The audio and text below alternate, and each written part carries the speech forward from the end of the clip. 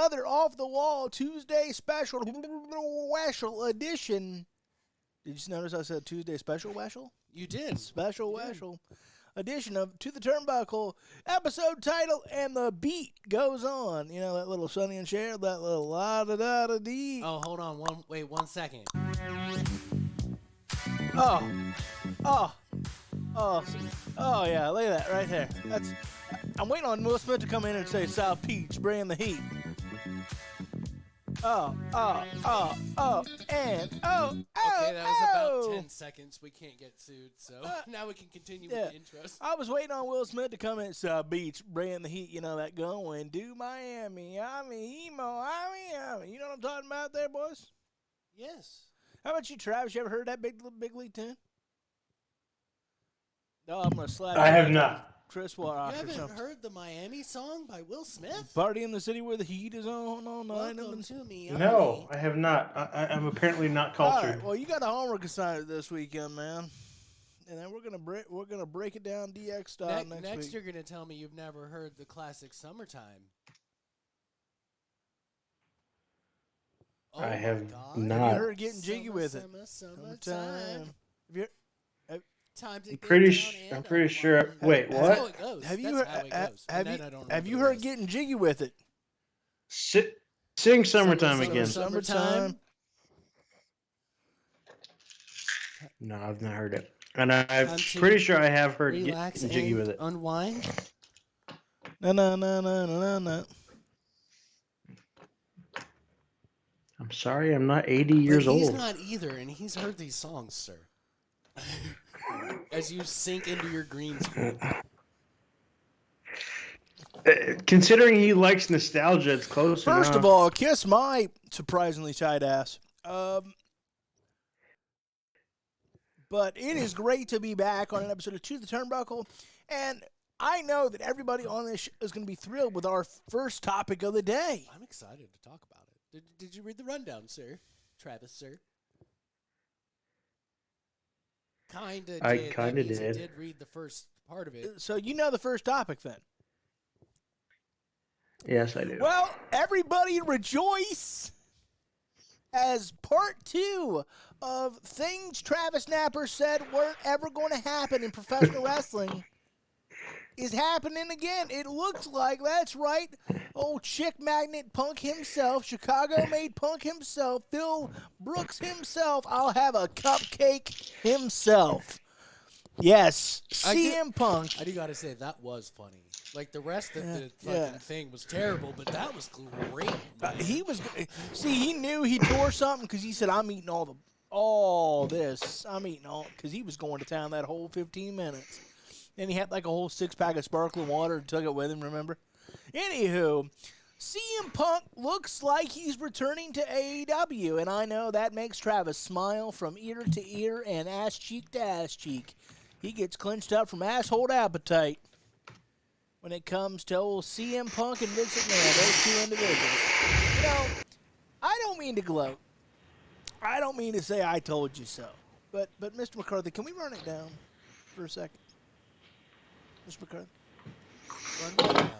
Well, you remember when Vince retired and Travis swore he wouldn't be back or involved ever again? Remember that? Do you recall that? I do. You kind of recall that?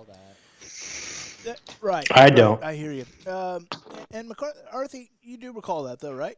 I'm pretty sure Yeah. I did hear him say that. Oh, now he's pretty sure. Are you sure he believes he's getting dementia? I may not. He's old. He's 96. Let me have my fucking moment. You are the best witness on. You can have a moment. Yeah. I'm just saying, Buster. You're making Mike Ford go wild, and it's not even on, Buster. Anywho, we know what he said, and then he said, well, CM Punk's definitely going to get fired. We'll never see him in AEW again. Well, I remember that for sure. Huh? That I remember 100%. Yeah. Yeah, he's definitely going to get fired. We'll never see him There's in still AEW time. again. Look at that, sticking to his guns. There's still time, he says. That is theoretically true.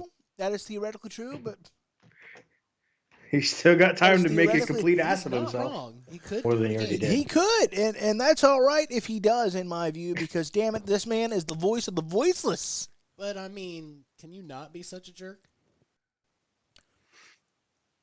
Can he not be such a jerk? Well, but No, hold on. It's physically impossible. Let's have this discussion. Ooh. It's like me ever walking straight ever Well, again. It's physically impossible. This is going to come up anyway. Why can't the Young Bucks be adults and be professional? Amen.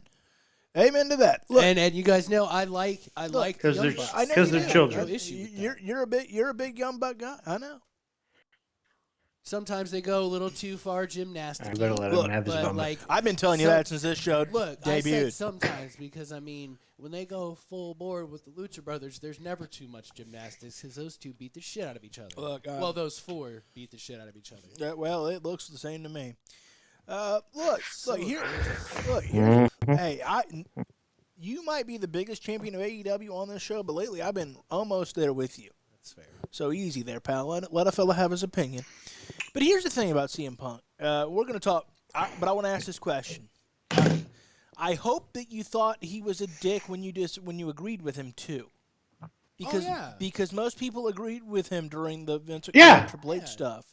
We already knew he was difficult to work with. You know, it's the proper term we should say probably. Because that's how it was always labeled before. Because you have to agree with me on this. Well, you don't have to, but let me lay this out. Isn't it funny how most of the IWC now is anti CM Punk, but when he was doing these same things to WWE, he was a hero.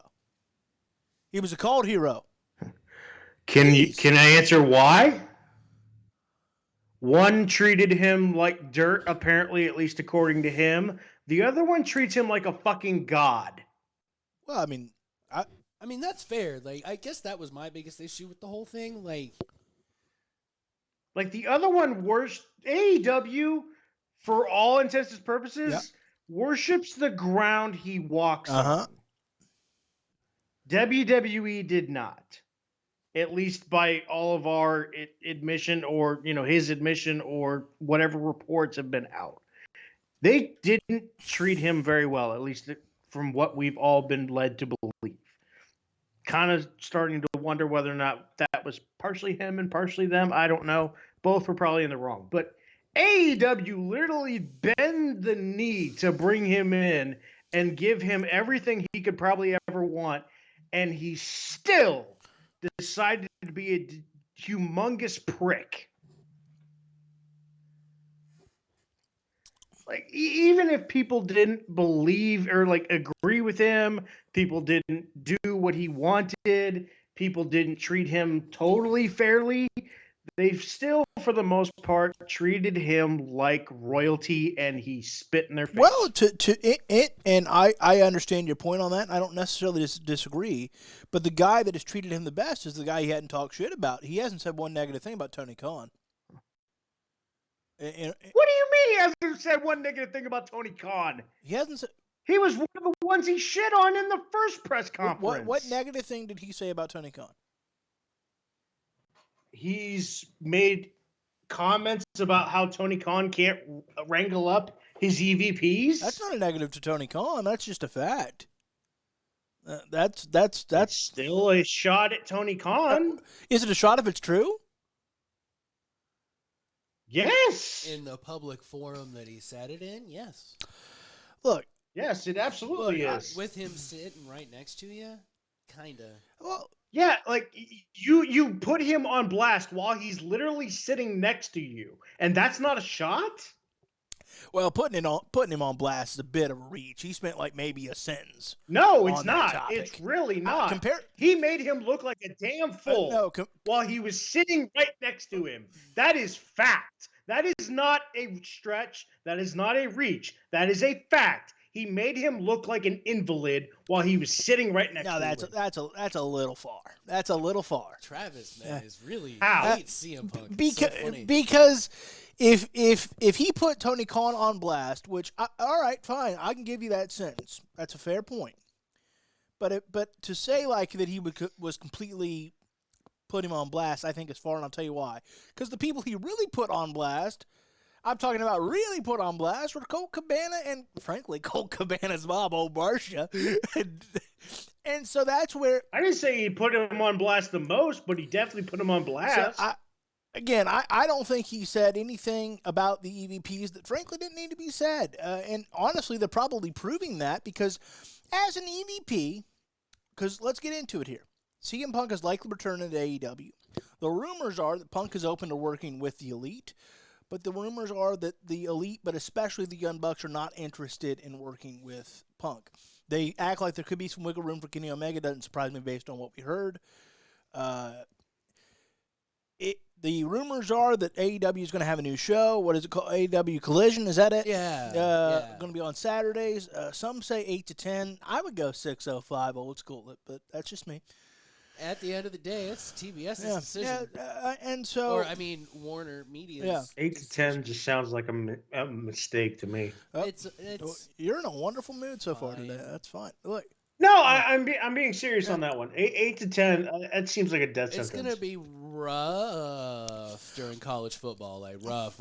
Oh, well. Rough. It's not even just college football. You're talking playoffs like right now for NBA, NHL. I know not a lot of people watch NHL playoffs, but a lot of people who do enjoy hockey at least a little bit are going to start picking up whenever playoffs happen. A lot more eyes are on the product at that point. Well, to be fair, like it's not just college football in general. And plus, the NFL during at least a portion of their season has games on Saturdays once the college football's done.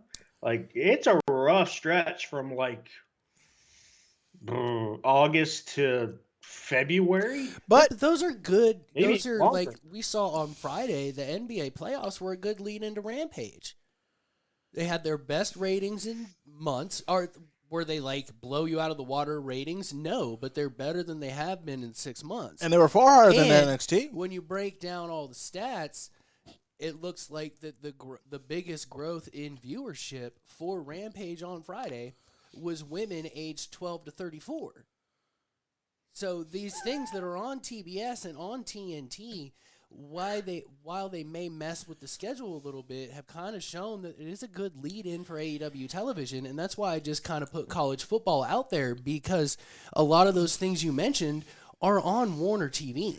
People are already on the channel. And by the time these playoffs are over, there's nothing else to watch. You're either going to bed or except for football and hockey, those two aren't. Well, okay, sorry. I thought hockey was on there, so I was mistaken. So football and hockey. Hockey's on like USA and like ESPN. And, but at least they should be. But what day isn't rough? I mean, if you're putting on another show at this point. Because you can't do Wednesdays. You already got Dynamite there. You can't do Monday. You can't do Monday. Sundays? Raw's got the... Well, no, not Sundays. You got Sunday Night Football on Sunday. Monday's got Raw. Tuesday, I guess you could if you want to really But to have back-to-back AEW days is not a good feel. Yeah. I think Rampage, after finding out that they want 8 to 10 time slot on Saturday, I don't think Rampage is a show anymore. I think it is. I was actually just thinking that same thing. 2 days in a row. You can kind of move all of those storylines over. Yeah, when Raw and SmackDown were back to back, that was miserable. Mm-hmm. Like I did not enjoy that Monday at Tuesday all. was like it was cool. It was cool for like the first couple weeks because it's like, hey, cool, back to back. I don't have to wait that long to get to SmackDown. But the more it went on, it's like it was okay. Now I got to wait till Monday for Raw. The only the upside right now I could see with Rampage, if they have the 2-hour time slot on Saturday and keep Rampage on Friday, would be it is much easier to split your roster. If you have that extra hour of TV that people watch, but not quite as much as your other shows, it gives you an opportunity to put some mid-card talent on there, the guys that are names but not names. Right. Because there is a difference. There's names to guys like us. Like, we all love Lance Archer, but keep waiting, brother. To break it all down, he's not a name, Like, he's a name to the diehards, but he's not a name like Lance Archer. Who's that to somebody that doesn't really? That's a casual viewer of pro wrestling. especially because he's in Japan doing stuff right now, so he's on our TVs even less. So if you're a new casual viewer, you really have no idea who Lance Archer is. It will give you an opportunity to put him front and center, like we talked about when he returned. You can build Rampage around him. You can see him in the beginning and the end segments. Have his match at the end, little promo or whatever at the beginning or whatever you want to do with him, and sandwich everything else in between. And that's that hook. And that's what Rampage doesn't do. You don't have that hook. Like, even Dynamite does it to a much lesser extent than WWE does. There's very rarely does it start with promos. Yep.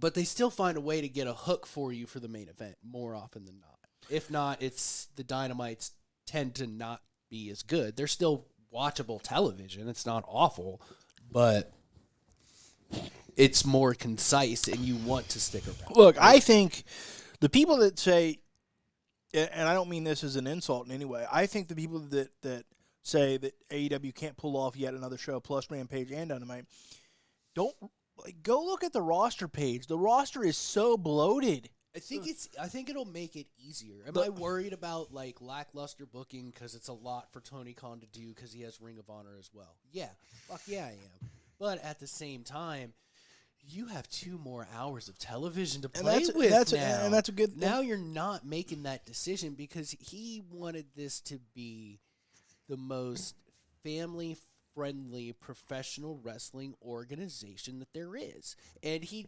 to be fair, he told us it was going to be like this. There were going to be times that people were not going to be on TV because I need to spread out the roster. I need to make sure people are able to spend time with their families. It's not going to be the same guys over and over and over again. And does that work in the long run? Not really. So now you have the roster to do the 3 shows and still maintain that you don't have to be here 4 days a week. Yeah, look, I'm excited about it, and I know that I'm the only Punk fan on this dais, and so I get that I maybe he's not my favorite dude, but I don't hate CM Punk. There's all right, but there's money to be. I do. But Travis has got Punk derangement syndrome. All right, he wants Punk to just fall off a bridge. Look, at the end of the day, I listen to Talk Is Jericho too much to hate Vince McMahon or CM Punk. And Grillin' JR, because at the end of the day, it all boils down to cash and creative. It doesn't matter if you have an issue with each other. That's it. And I think even if they probably don't. Jericho probably said they had a little argument that night because Jericho was pissed off because he loves AEW. Yep. Heat of the moment happens. And after that, they were probably cool. And then it got to the point where it's like, all right, he's going to come back. Let's see if there's interest in us. Because they both really never talked about wanting to work with each other again. Not because they don't like each other, but it's been done already. Yeah, the story's been told. But as it turns out, AEW is looking at a new show, AEW Collision, going to start reportedly in June. That is rumored, not confirmed. Just want to make that clear because here on our podcast we actually vet our sources. Talking to you, Dave. That's rumor not confirmed. To be fair, sources can lie too. Yeah, you're not wrong. I don't want to be wrong. Look, and I don't know one way, shape, or form of the other. I don't know if it's Dave or I would be privileged. Or if it's a source or what have you. I'm not pointing fingers at anybody. Shit happens. I would be privileged. It's just to have Dave Meltzer on this podcast. It is more magnified in pro wrestling because everything is tweaked. Because people get sources wrong all the time. Sources lie all the time. In the IWC, it's a big fucking deal. Fucking Fox News is just another Tuesday. ABC, it's Wednesday. The problem is because we're so cynical. We expect it all to be lies anyway. Because we're in the business of lies. Kayfabe's all a lie anyway. So it's like we're the most cynical fan base in the world. But let's break it down. The next half hour or so is going to be Punk. Then we're breaking down Raw. All right. So Punk's coming back to AEW. That looks pretty much like a done deal. That based on the rumor mill. Till we see it on TV, it's not. But it doesn't. but it looks very, very good. I'm waiting on that next CM Punk T-shirt because I'm going to add to cart. Truly, that's happening. All right, new AEW show, AEW Collision. Supposedly, he's going to be the focal point of said show. So, not only is he not, he is getting demoted, it seems, but when we talked about that he should be kind of demoted to Rampage at the time, or Ring of Honor. It looks like he's getting demoted to that new show, assuming that's real. If not, I'd put him on Rampage. But he's going to be the focal point, the star of said show. We're looking at 8 to 10 Saturday nights. First feud looks like Chris Jericho. Nothing wrong with that. The rumor is that Punk wants to work with the Elite. The Elite are not overly interested with working with him. And this gets back to my point of my comment of like, well, is what he said false? Because the EVP is supposed to do what's best for AEW. At the end of the day, and Kenny Omega seems open to it. Yeah, I was going to bring that up. Kenny Omega seems... Kenny Omega does not give a shit. But reportedly, the Young Bucks, again, reportedly, I don't know this for a fact, reportedly the Young Bucks are vehemently against the idea of working with Punk. Which to me says, respectfully, I get you not wanting to work with Punk, but like it's your job. Put it up front. That's my opinion. Again, I don't know these are facts. Why does it have to be though? Why does it have to be? I think you should, because there's money to be made. And I think you can swallow your pride and ego enough for a program. 4 to 6 months. You see this dude once, twice a week, maybe 3 times on a big time event leading up to like Double or Nothing or something, and you call it a day because I'm okay with the splitting. Like it can't be a soft split where Chris is on Dynamite one night and then he's the only other guy that was on both shows. Like they do that a lot. They pick one guy that's on both shows. Like, that's not working. And because they don't have a hook from Dynamite with this particular star that you see on Dynamite and Rampage to make you tune in to see what they're going to do on Rampage. Like, they don't give you that hook to tune in to see this guy twice. Well, I want to know your thoughts, and I want to get Napper's thoughts. What do you think of the rumors that the brand split, this soft kind of brand split they're going to go with, feels like a way, according to reports anyway, that it's a way to, I don't know, kind of smooth over bringing Punk back. Does that seem accurate to you in the descriptions we've got? From what I've read, yeah. I mean, it's smart. What do you think of that? Then we got to go to Travis, ask him what he thinks. I think it's smart to an extent, especially if the Bucks don't want to work with him right now. And this is pro wrestling. So time heals all wounds. We've seen lots worse get straightened up over time. So maybe this is as see it as we can go. But I don't agree with a soft split. If you're going to split them. Do they have a big enough roster to do a major? Big enough roster. I believe so, but I want to because Rampage can be whatever. Rampage, you can do those little hooks. Oh, this time Adam Cole's going to be on Rampage too. Because he gets jumped by fucking Swerve Strickland or something. There's your hook right there for the end of the show. By the way, to get somebody to tune into Rampage. By the way, badass entrance from Swerve Strickland this Wednesday. We'll talk. I was in that. I was in that. That was big league, man. All right, Napper, I got to come to you. What do you think of the reports that this is going to serve as a soft brand split to essentially kind of massage CM Punk coming back? What are your thoughts on it? Well, first off, I don't think it's going to work because that just means that he can find somebody else he's going to piss off. As far as the actual brand split, I'm with McCarthy. If you're going to do it, just freaking do it.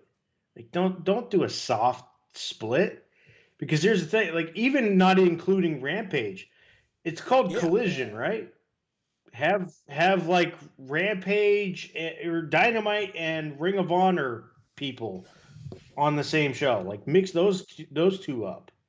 Or if you want to include Rampage on it, have those two be combined together, because you're kind of splitting off people into Ring of Honor that you're more or less making it out that they're Ring of Honor guys and not necessarily Dynamite. I mean, they had that whole thing with Eddie Kingston where he quit more or less Dynamite but shows up on Ring of Honor. Have it be that. Have it be a quote unquote combo of Dynamite and Ring of Honor, or Rampage and Ring of Honor. If you're going to do a split, do it that way. But as far as the whole, they're doing it to ease him back in and make it so that, things go off more smoothly. Half the locker room hates his guts. Like, are you really going to have that much of a locker room to put on that show that doesn't already want to just slap him across the Do face? you know how many young Probably young not. guys are going to be like, fuck it, it's CM Punk. Till they get up close to him and realize, man, he's a Sometimes dick. you got to work with guys like that. I've said it since this started. Because Why? people Why? are terrible. Why? Okay, who was Why? my assistant in Curbside? Not everybody was a fan of him. Everybody still had to work with him, though, didn't they? And that's You that need was to get to a a point cheap where that ass stops. fucking job. You know what I'm saying? Like, that wasn't no multi-million-dollar possibilities here. This was fucking. All I'm saying is we could stop this at some point if people would just quit putting up with the But that's not bullshit. how that works, man. I'm sorry. It But should it's be, not. though. It You're really not should. wrong. I don't disagree with you. At some point, it should. I mean, wrestling in itself, though, is kind of a toxic culture. I mean, that's just. It was. I mean, it's not so much anymore. You and I have had conversations about that at length. Name me the last toxic person in wrestling. Currently? I mean, Yes. Besides, I would argue that Brock Lesnar can be toxic. I would argue that Bully Ray can be toxic. I would argue that Goldberg can be toxic. I would argue. I don't think Brock is toxic. He's just different. But and I agree with you. But someone's different as another man's asshole. That's fair. Because I believe Fair. that Punk is just different. You don't agree with that, and I totally respect you. But I think it's a matter of if you figure out the right way to treat him with those kid gloves, it's worth it. Because What does Brock Lesnar do that you consider toxic? he often will. If I'm not on the main event, I want to work the first so I can get the hell out of here. I leave and make no connections with the rest of the industry or boys. That to me. Especially as a vet, you should be trying to. Do we know that for a fact, or is that just what we're reading off of Isn't that dirt what we're sheets? basing this whole discussion on Punk about? Vince. No, because I've actually listened to him be a complete piece of shit. Isn't here. I'm leaving. Yeah, I mean, if he's out, I'm out too. He made Vince McMahon's retirement, whether Vince's retirement was deserved or not, about himself. And Vince McMahon reportedly. And Again, I will ask: Are we sure about this for sure, or are we just reading off what we see off dirt sheets? Where do we draw the line? Where do we draw the line? Punk actually was in a press conference and said word for word everything that he said. Sure, I watched but happen. again, where do we draw the line? Because if that's where we're drawing the line, then Punk has had 6 to 8 months to cool down, rethink it, and everything else, and yet he's still a toxic asshole. It can't be that he had a bad day or put his foot in his mouth and we're moving on. That's been my whole thing. Why are we still putting up with him? Well, the man's certifiably proved he's a toxic asshole, and yet we still continue to put up with him. It makes no sense to me. He's getting paid an ass load, and no one in business wants to pay people that are. Then fire him. You still have to pay him. And that's not even a wrestling issue. That's a sports issue. look, I would much rather. I am sure there is in his contract that the best lawyers that Tony Khan can buy could find a loophole as cause to fire him without him getting paid. But do you want to go through the legal hassle that is that? But the only one that we truly heard assault anybody got fired. Because, I mean, let's be fair. There's never been anything that came out and proved. It's not even about the assault. He just flat out calls out everybody. But is that cause to fight? Sounds like he's got balls to me. To breach Yes, it is, depending on the word of the contract. If he is committing acts detrimental to the integrity of the company, There are plenty of contracts and plenty of companies that say if you do such a thing on social media or any other platform, we have liable reason to fire you. If he couldn't, That's nothing new. if Vince McMahon couldn't beat him in court, then I don't know if Tony Khan can beat him in court. And do you want to go through the hassle of doing that? Because even if you could, you're talking about a month. The reason Vince couldn't do it is because Vince actually did the things that they accused him of doing, because he's an asshole too. The things that he accused bad people of doing was your boy. Let's also remember. Not saying that Vince isn't an asshole, but I'm saying the hatred is for Triple H. That that and Ryback. That's true. We are talking about not even probably 100% verified, the nicest wrestling promoter to ever exist. Almost certainly, yes. This man is going to do everything he can to smooth this shit over and make money. He doesn't want to. He would rather. Hey, Scott D'Amore's kind of nice too. Pay people to sit at home and plan for their future in the last 6 months of their career and not have a no compete clause, than fire people and have no compete clauses. This guy cares. Does it get in the way sometimes of storytelling because maybe he cares too much? Sure. Is it getting in the way with CM Punk? Probably. But damn it, I'd rather have a wrestling promoter taking chances and run this shit with his heart than with his fucking dick, for lack of a better term. Look, at the end of the day, we do have to remember sometimes Tony Khan's one of us. He was a member of the IWC, probably still technically is in his heart of hearts. One of us. And that doesn't mean we all agree on what Tony Khan does or likes, but at the end of the day, he's like us, he's a fan. And I think he realizes also there's a portion of people that still like CM Punk, like me, that I would think much less of AEW if they didn't give this a chance to make it happen, because you can, if you give it one shot. They did give it a chance, and then he still acted like a dick for 8 months. But look, he acted like an asshole. That has been well documented. We all agree on that. Time heals all wounds. Like I think I've said that 3 times now on this podcast, and we haven't even been doing it for 45 minutes. It's great.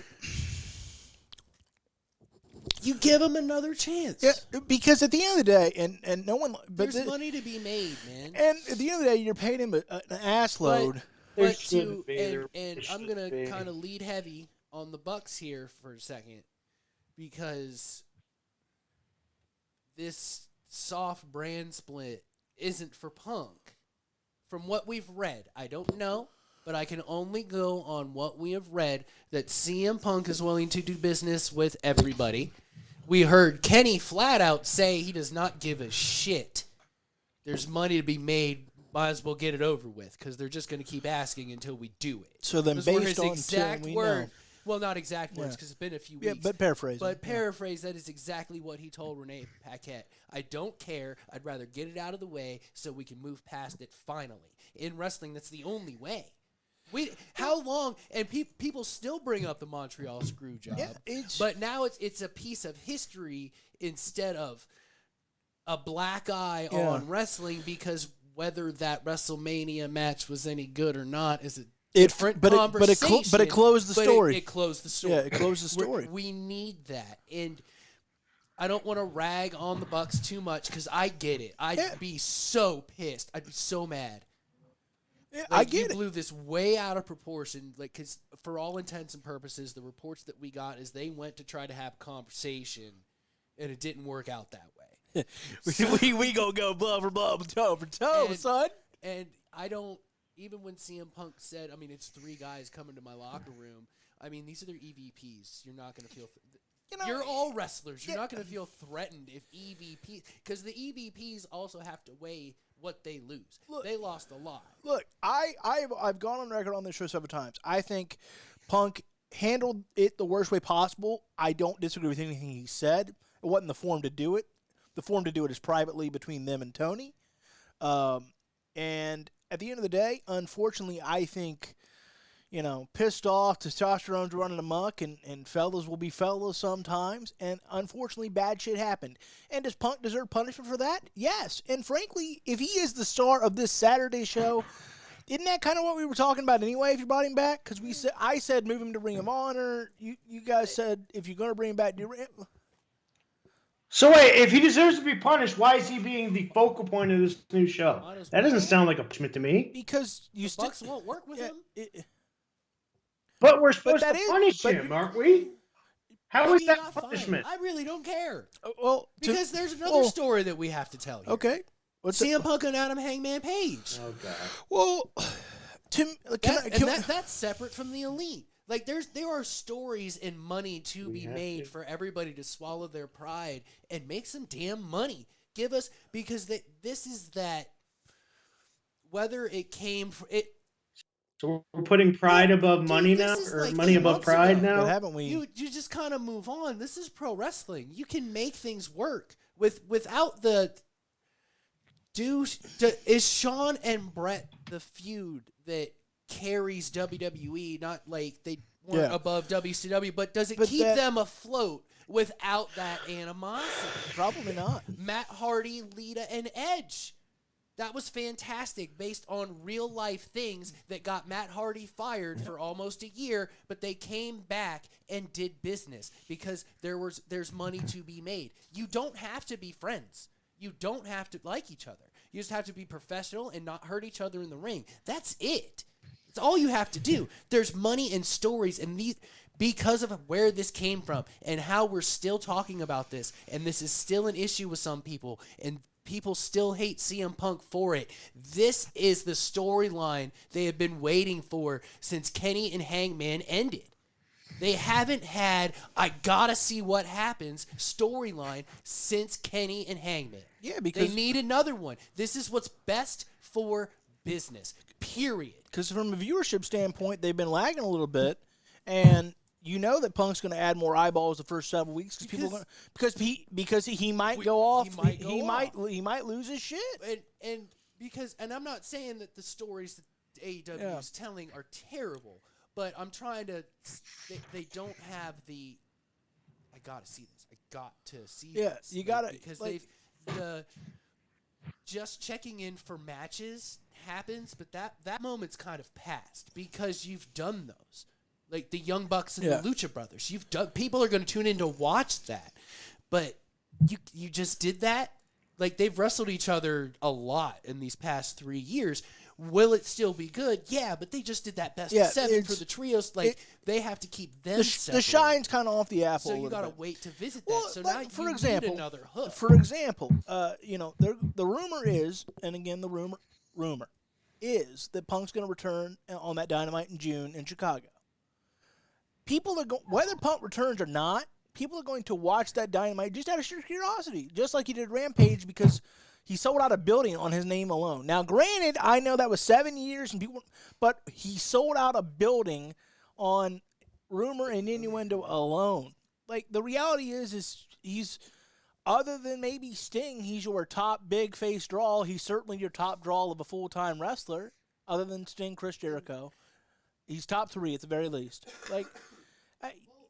And you're getting ready to sell. You're getting ready to go to the UK. That's what you're I was getting ready to just go to gonna bring up, Wembley. like, so if the Bucks don't really want to work with him, that might change 6 months down the road. It might. Yeah, let's hope. Let's see because how that's Punk a story. behaves. And But right now, the biggest star you have is Jericho.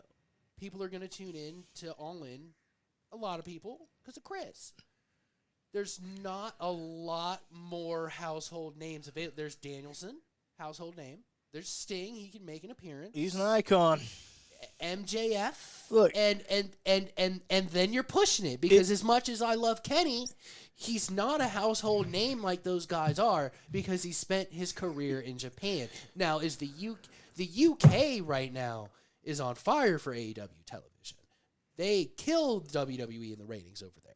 So they already have that going for them there. They already have a viewership. but to get close to 90,000, You need people to come from everywhere. to get 70, 80,000, you need Sting, Punk, and Jericho doing media out the ass. Yep.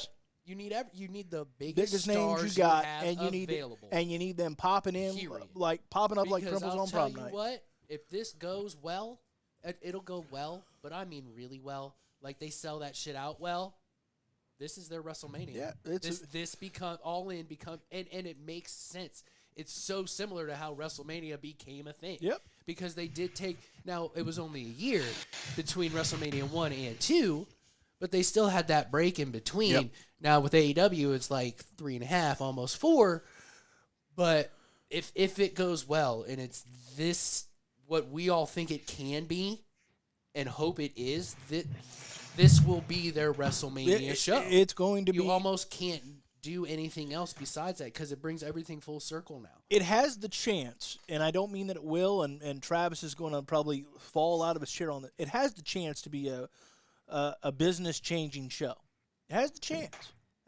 You have to remember, have yet to make it to the UK because of the pandemic. So Right. it's a hot ticket right now. It's big. It's a hot Wembley ticket. Stadium, and so business-wise, whether he's an ass, no matter what, whether he's an ass, whatever, he's needed. And again, from a business standpoint, you're paying him a boatload of money anyway. And you would say, well, we shouldn't. And I understand Travis's point, but even in mainstream sports, Travis, guys get paid to hang around anyway. How many times do we see the quote unquote washed up vet start over the youngster because that washed up vet is getting paid $8, $9, $10, $20 million. Even if he's not that good anymore, you're not, from a return of investment standpoint, you're going to say, I'm paying him X amount of dollars compared to this guy X amount of dollars. We're going to go with this amount of dollars because even if he's not as good as he used to be, it's not nearly enough to justify I'm paying this guy 20, so he's sitting on the bench. It's just that's just basic. I mean, it just is. It just is. What does this have to do with washed up vets? That's what I'm confused about. Because if you suggest to me, because you say, well, we should just pay Punk to go away, and we should get the toxicity out. Which teams do. If a teammate on a football team acts and behaves in a way like CM Punk did, whether they're a vet or not, they get traded away 9 times, maybe 8 times out of 10. But we've seen times where the toxic guy sticks around because they decide he's worth the hassle. Or we're the Browns. Those, and we just teams pay, are dumbasses. Like 5 coaches at a time. Yeah, we just pay 5 coaches. I mean, Until we realize that, the dumbass was the problem. Look, he might be the problem, and the same thing might happen again. No, he definitely is. I knew he'd get mad if I said might. He definitely is. Prove it. No might about Prove it. it. He's Look, clearly the man the problem. somewhere deep down, that man has a heart. He gave all that free publicity to the cake place. He gave Danhausen a framed Spider-Man #1. You know how much that shit is?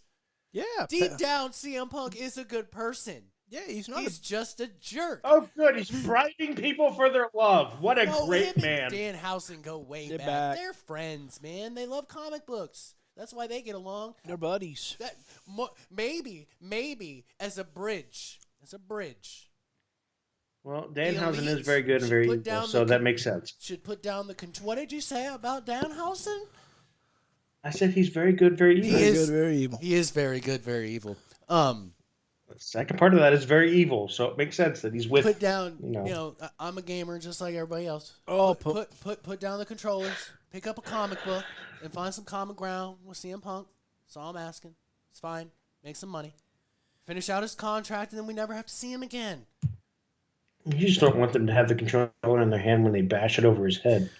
Look, I just want to see him go down, man. I just want to see it go down. Like, what happened to the days in pro wrestling where backstage stuff, no matter how much we're mad at the people, was like, all right, now we get to see some real shit. Like, they're gonna lay in some shit. They had a conversation before this match, and they were like, I owe you a couple of receipts. Yeah, that's fine. I owe you some too. Okay. And you get a banger of a banger with black eyes and shit, but it's fun. And then it's fine. Like, what? Why is that not okay now? Well, this is great because It's not there even so there much is that it's just not a okay. brand new breaking news Ooh. report on the status of this show and one CM Punk, according to Brian Alvarez of the Wrestling Observer. Hi, So- Brian. so- I know you'll probably never listen to this show. Hi, So- Mr. Brian Alvarez. Okay, here we go. All right, this is from Brian Alvarez. These are the quotes. I'm going to read them to you live on the air, okay? Yeah. Ready? Are you ready, Travis? I said, are you ready? Wow, I think he's ready. Okay, here we go. What I heard from the beginning, anytime this was brought up, was there were people that don't want to work with CM Punk. They don't want to be in the building with him. So there's going to be a place where he can work and do his thing, and there's going to be a place where the other people can work and do their thing. If you're a neutral party, then conceivably you can work both shows and everything like that. But there's going to be certain people that are on one show and certain people that are going to be on the other show because they don't want to be anywhere near each other. According to Alvarez, the plans have been put in place to possibly have a tentative Saturday show. Of course, soft brand split. When I used that term yesterday, I was told it's less soft than I'm putting out there. It's going to be a much harder brand split than expected. I guess there will be people that are predominantly on the other show on the Saturday show. So, there's the brand new report. Looks like it's going to be So we're catering to him. We're catering to him. No, you're catering. Dear you're God. catering to the Young Bucks. Yeah. From what everything has been reported in this past 4 days, they are catering to the Young Bucks. CM Punk is willing to work. Yes. The Young Bucks don't want to. I don't blame them. Do you give? I would like. But that report said that there's a lot of people. That didn't just say the Young Bucks. But hold on here. But hold on here, Travis. fair, Let me ask you, Travis. Let me ask you a question. Travis. Do you give Punk any credit for reportedly, if it's true, reportedly being willing to work with all the elite? Any credit? No. Why? Why should I? I mean, that's the mountain you have to climb. Yeah, that's the people you have to. The people that are loyal to them are the people that are going to be on Dynamite, or vice versa. However they want to go about it. Like, there'll be quite a few guys that we see on both, like younger guys that are newer to the company that didn't come up with the Bucks. Like MJF is a guy that strikes me as I don't give a shit. Like there's money to be made. I don't care. Like at the end of the day, I don't care. Look, like especially if you're a young guy, like that's gonna be a hard sell. Like, I mean Guevara, I'm going to the Bucks. Like, look, man, your problem is your problem. And I respect you guys. I love you guys. I'm working both shows. Yeah. Like I need the young guys need to be there. And maybe that's the best. And maybe that's how this works is more young guys are over there on Punk's show. If he can stay healthy and remain a draw, that is not a bad thing. Look, I think it's childish as shit that this is the reason why we are getting a split on all sides. I don't care because you always have to take what CM Punk says with a grain of salt. Hold on. But I think it's very childish for professionals to be like, I don't want to be in the same building. Hold on. I don't like it. Yeah, that's where it's like. Then I'm not saying I dislike the Young Bucks for this, but for Travis and even for let's be honest here. If Punk is willing to meet you halfway and you're not willing to do it, what more can he do? What I mean, actually, not be a piece of human garbage. You're not giving him the chance to not do so. I did for 8 months, and then he decided to even double down on that. That we don't know that. Especially if the rumors are that he's going to. What do you mean we don't know that? He put out an Instagram post. It might have been completely a work. Very well could be a work.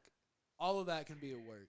Let's see where the interest is with Moxley. Because now all of a sudden, he's going to feud with Chris Jericho, who he just happened to randomly call a liar and a stooge. Who is for 8 months on interviews said he's never going to work with CM Punk again. Like we don't know the facts of the situation. Right. And just like when I shut Deshaun down on that, it's like this was probably Chris's plan all along. Let's see if there is interest in us having another match because both of them have said they don't want to. They didn't want to. So this situation gave them a reason to be like, let's see if there's interest here. And I think the other smart thing you do, I think you ride the wave of the Travises and you turn him and FTR heel. Yeah. Those absolutely. three are intertwined. They need Absolutely. to be on the same show. I think They need to be trios champions. Nothing against MJF. If the Pinnacle had CM Punk, it'd probably be a whole different story from everything that happened, for one, because he would be always around FTR. But the Pinnacle would still be a thing. Yeah, I agree with you. And I think that's you don't have to bring back the Pinnacle. You let CM Punk and FTR figure out what the fuck the name they want. But you put those three together, and you put them on that show. And it's a way to... And that's double, because now you got... Now you're stuck. Now what are you going to do as a fan? See, I'm trying to think like a broadcaster. Now what do you do as a fan? Because you know those people that are diehard fucking pissed off and hate CM Punk are diehard fucking lovers of FTR. There you go. Now what are you going to do? You want to see FTR? Fuck. You got to watch CM Punk. I got to watch CM Punk.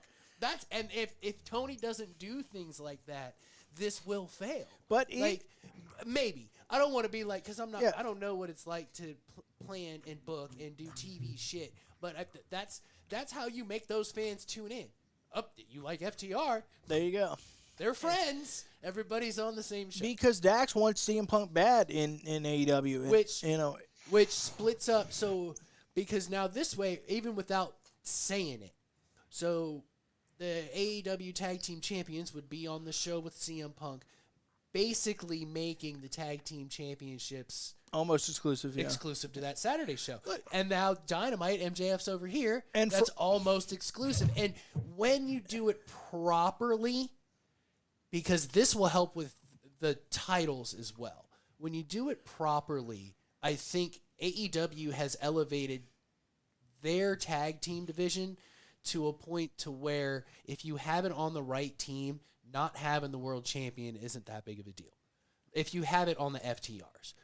But you also have to have your second guy, your TNT or your international champion. And that's where they have to be draws to fill in the void. And you have a great possibility of that because one guy that is a big fan of CM Punk by all accounts is Darby Allin. So therefore, if you get Darby Allin, you also bring in Sting. And so there you have some draws on that Saturday show instantly, plus the instant nostalgia of Sting being on a Saturday show. I mean, it writes itself. You keep the BBC on, or the BCC on Dynamite. Yep. You keep the Elite on Dynamite. You spread it out properly, and Rampage is kind of everything meets in the middle. Yeah. You can make Rampage a continuation. So like I was talking earlier, if you provide that hook on Dynamite, that this is going to happen on Rampage, not just matches. You can't improve your ratings by, it's 9:30. Let's announce these matches for Rampage.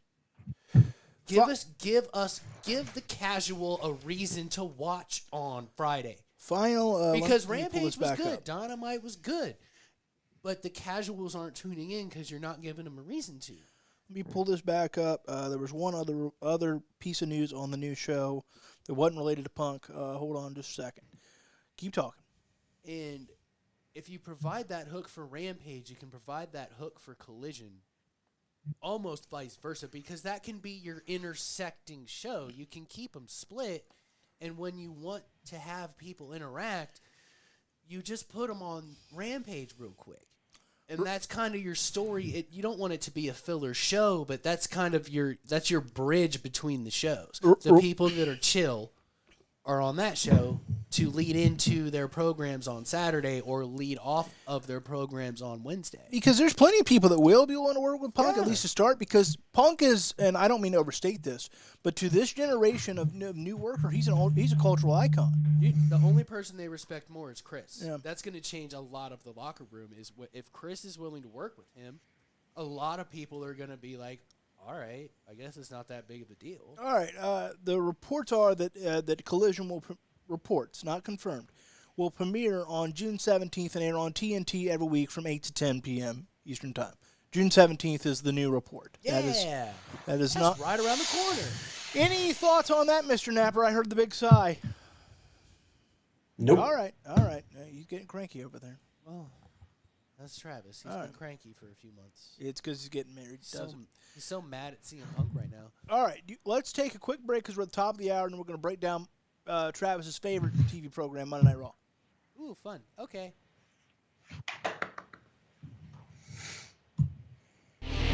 Do you have kids?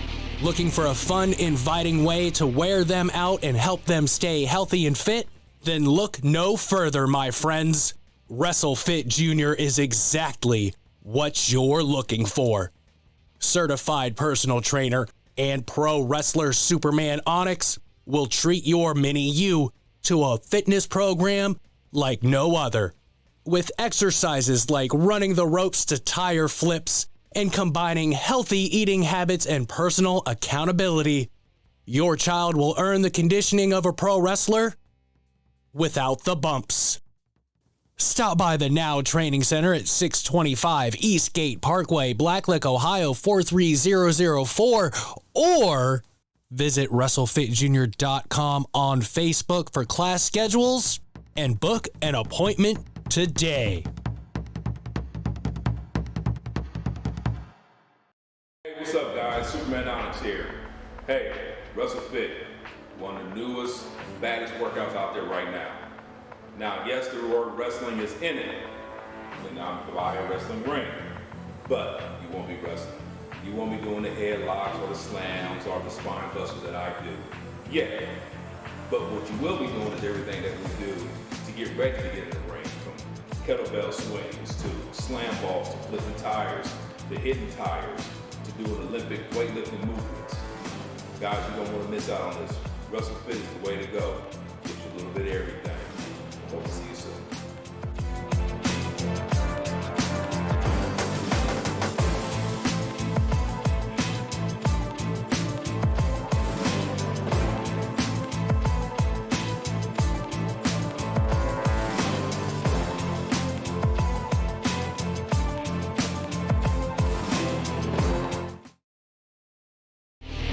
Do you have kids? Looking for a fun, inviting way to wear them out and help them stay healthy and fit? Then look no further, my friends. WrestleFit Jr. is exactly what you're looking for. Certified personal trainer and pro wrestler Superman Onyx will treat your mini you to a fitness program like no other. With exercises like running the ropes to tire flips and combining healthy eating habits and personal accountability, your child will earn the conditioning of a pro wrestler without the bumps. Stop by the Now Training Center at 625 Eastgate Parkway, Blacklick, Ohio 43004, or visit WrestleFitJr.com on Facebook for class schedules and book an appointment today. What's up, guys? Superman Onyx here. Hey, WrestleFit, one of the newest, baddest workouts out there right now. Now, yes, the word wrestling is in it when I'm by a wrestling ring, but you won't be wrestling. You won't be doing the headlocks or the slams or the spine busters that I do. Yeah, but what you will be doing is everything that we do to get ready to get in the ring, from kettlebell swings to slam balls to flipping tires to hitting tires to doing Olympic weightlifting movements. Guys, you don't want to miss out on this. WrestleFit is the way to go. Get you a little bit of everything. Hope to see you soon.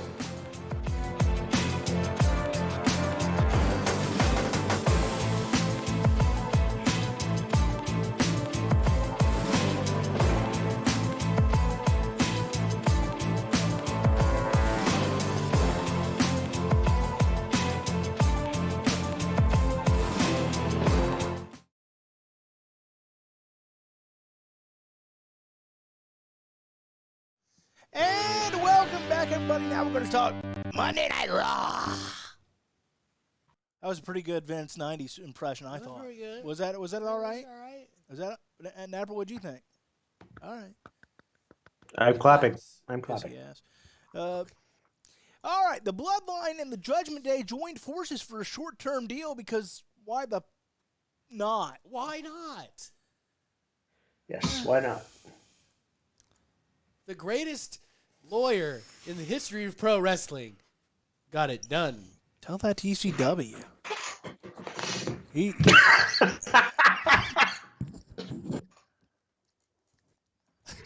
I watched that man bankrupt a company. Like, I love him. I have praised him great, but I said but- lawyer, not financial analyst. well, Look, he could. It's not like his dad was a financial lawyer.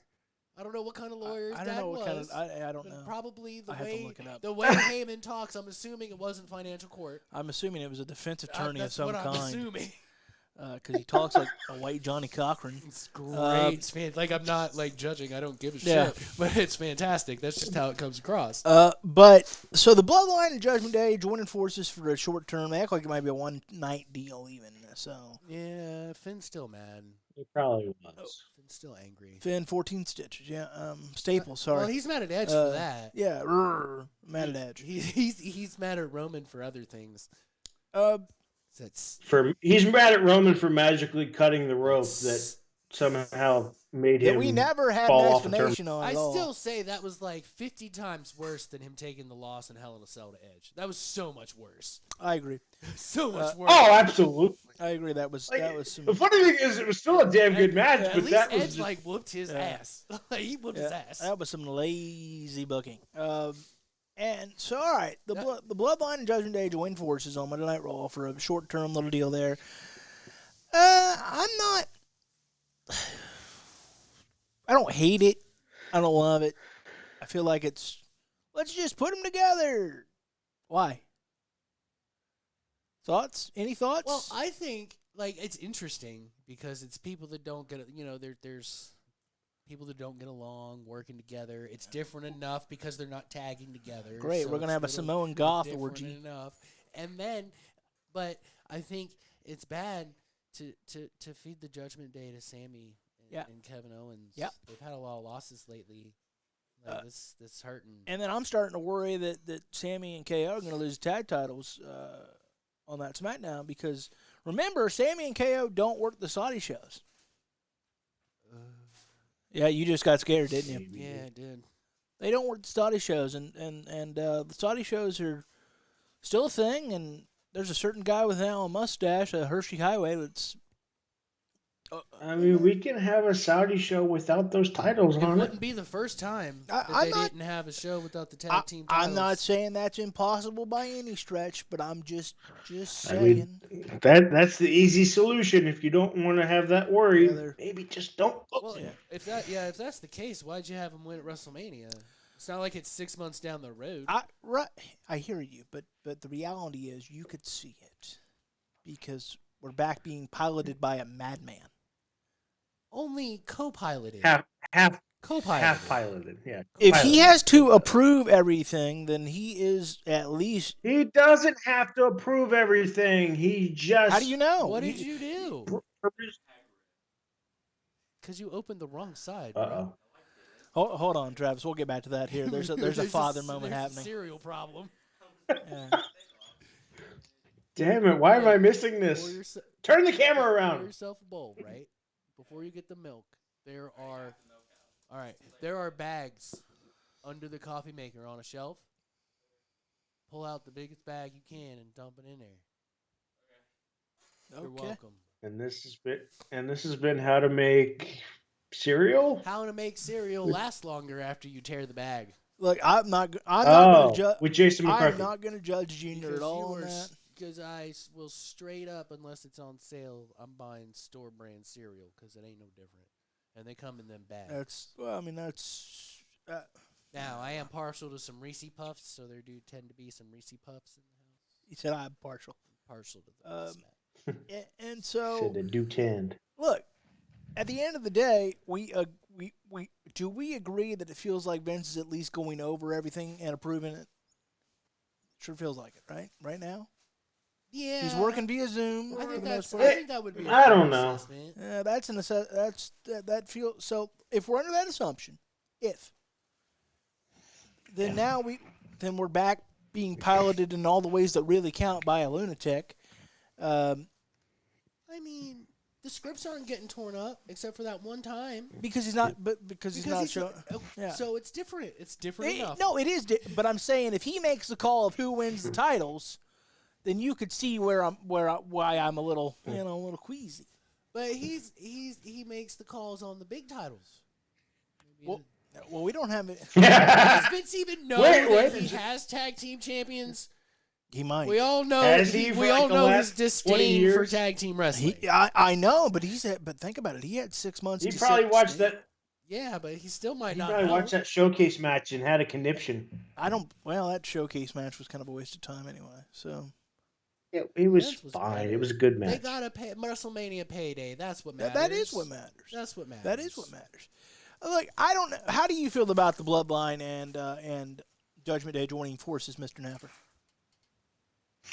I'm kind of in the same boat. I didn't hate it. I don't necessarily love it. The thing I'm kind of intrigued by with it is it continues to set up this whole possibility that Heyman is secretly pulling strings behind scenes, and who knows? Maybe he's the one that had Cody attack or Brock attack Cody, and Yeah, it is weird that maybe they're now he's alluding to their friendship again, even though that was. I thought that we settled that. yeah, Well, but see, we talked about that earlier, though. Yeah. And Yeah. since it's been mentioned front and center in just the past few weeks, Yeah.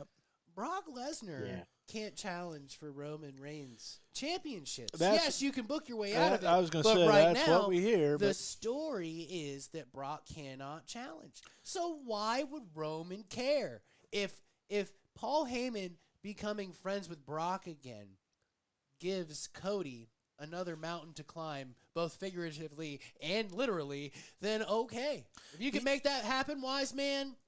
All right, you know what I do if you fail, though. because at the end of the day, what is Roman Reigns' value more than anything in kayfabe?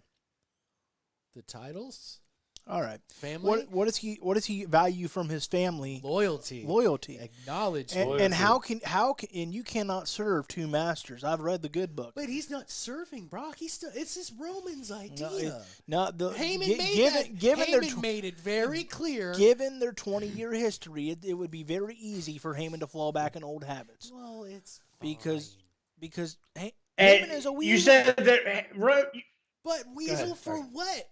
He can't challenge for Look, the championship. he might be the greatest jovial But- Jew you've ever seen.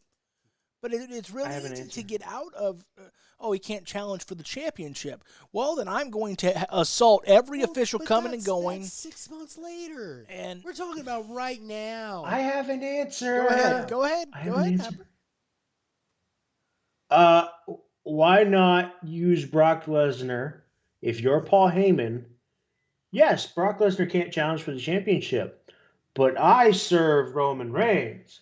And Roman Reigns has this pesky little Cody Rhodes problem that I need to make it look like I'm taking care of. So I'm going to have Brock over here. But I'm not really going to take care of it. I'll just tell Brock to beat him up a little bit. Maybe not kill him, but I'll, play with him a little bit. Have fun with him. Don't kill him, but have fun with him a little bit. But when the moment is right, we're going to turn on Roman.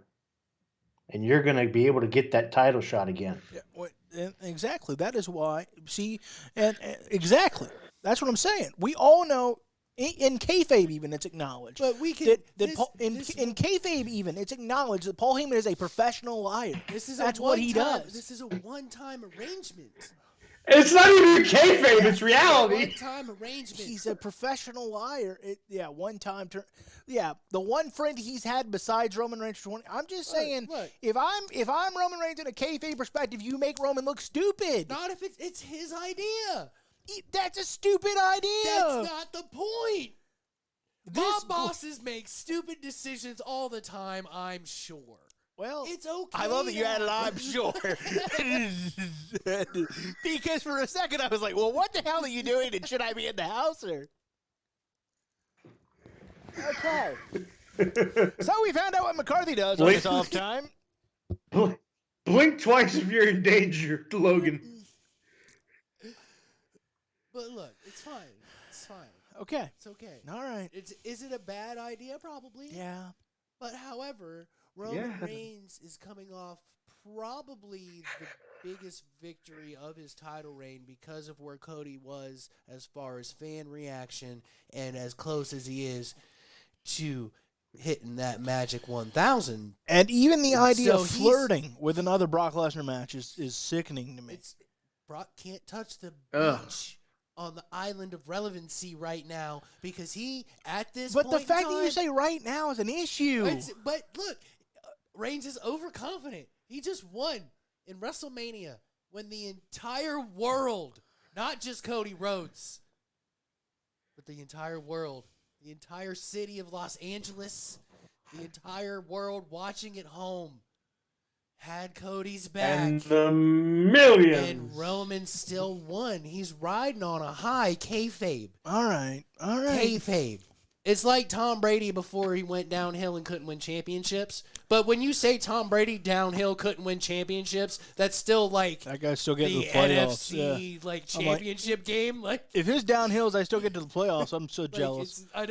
it's like the best downhill in sports. I was gonna. It's a small ass hill.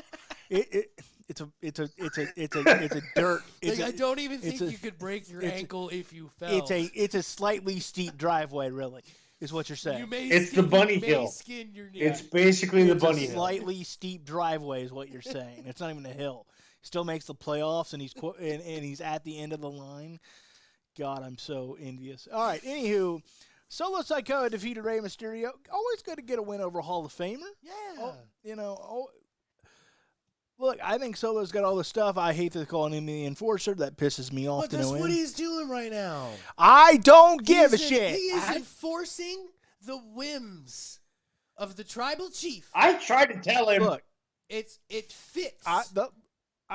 I'm not saying it doesn't fit. Fits. I'm saying and plus, there isn't. it's a tribute. Oh, that's a load of shit. See, I think I even said that.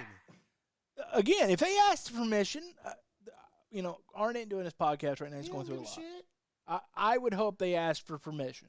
You If know they didn't. But they should. They didn't. But they should. They probably own the trademark on the name. No, so he why? owns the trademark. I don't know that. He owns the trademark to just the assume Enforcer and the They Horseman. fucking own everything. No, Arn's really good That's actually good. with That's business. good to hear. Like that's because he'd be like, Flair, why are you spending all this money? He goes, well, I need my suits dry cleaned every week. No, you don't. Anywho, He should have listened to Arn. I know. Believe me, he'd be in much better financial shape. Arn is smart as hell. I know. And so, to me, the reason I go, number one, the Enforcer is still in wrestling, still active in wrestling, still a part of AEW television. Number two, it'd be like someone. I know he's not on the same level as the Undertaker, but let's just call someone else the Dead Man because he's retired now.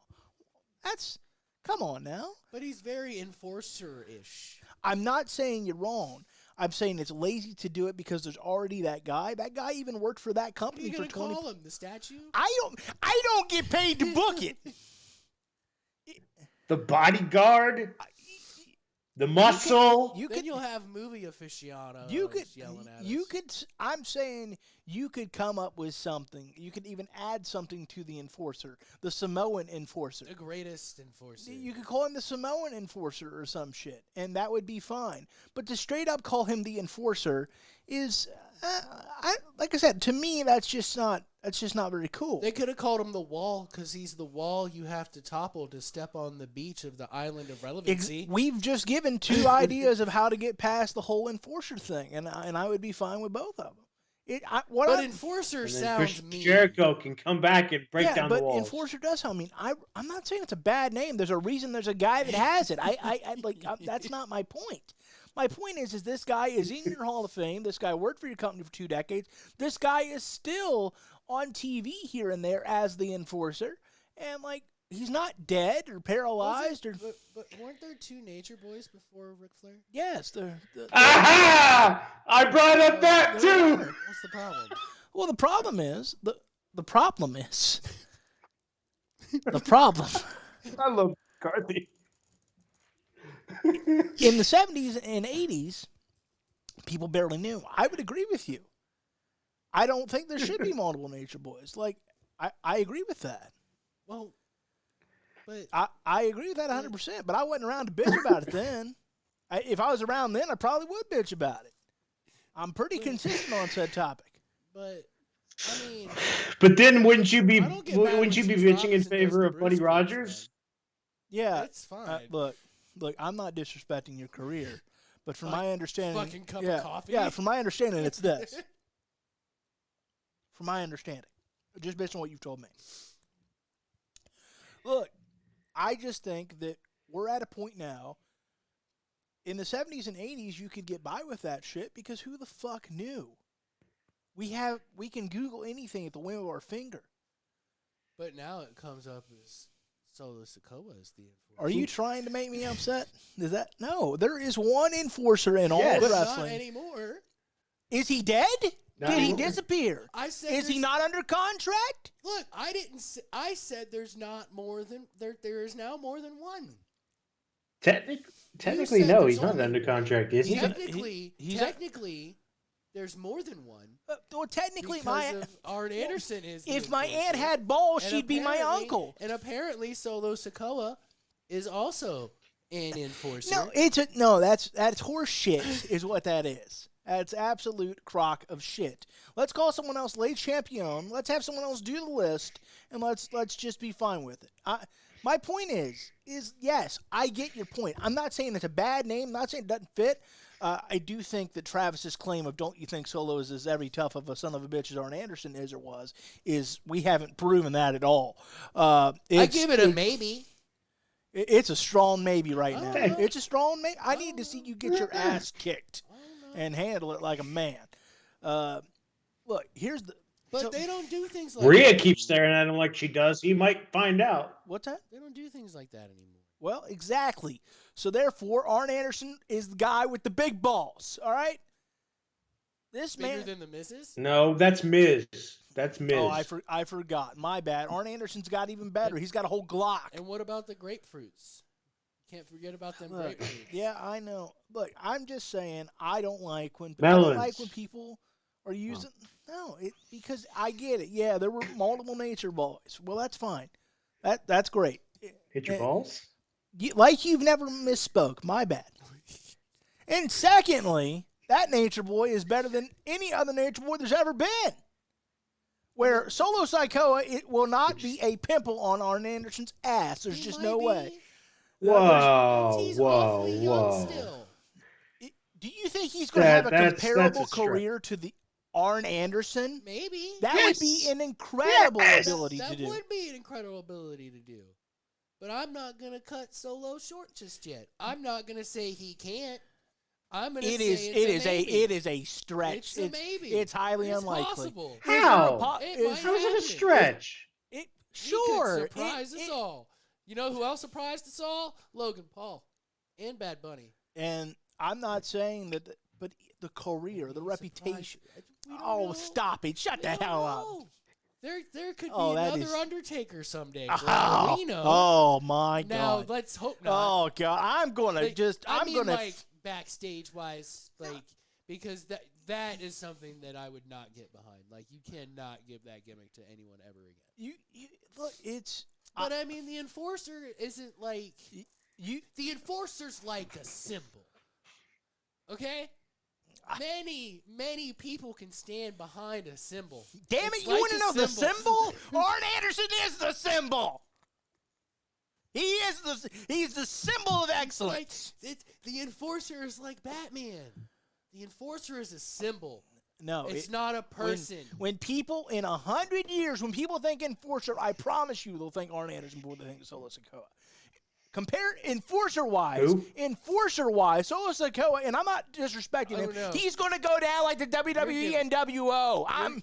You're giving wrestling fans a lot of credit. Most people don't know that Abraham Lincoln was a professional wrestler. Look, I don't give a shit about Abraham Lincoln. It just, It's a lot of faith, brother. It's a lot of faith. this is horse shit.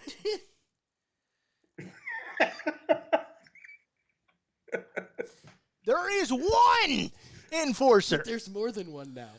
That doesn't mean There's there more than should one. be. But there's more than one. There shouldn't be more than one Nature Boy, but there is.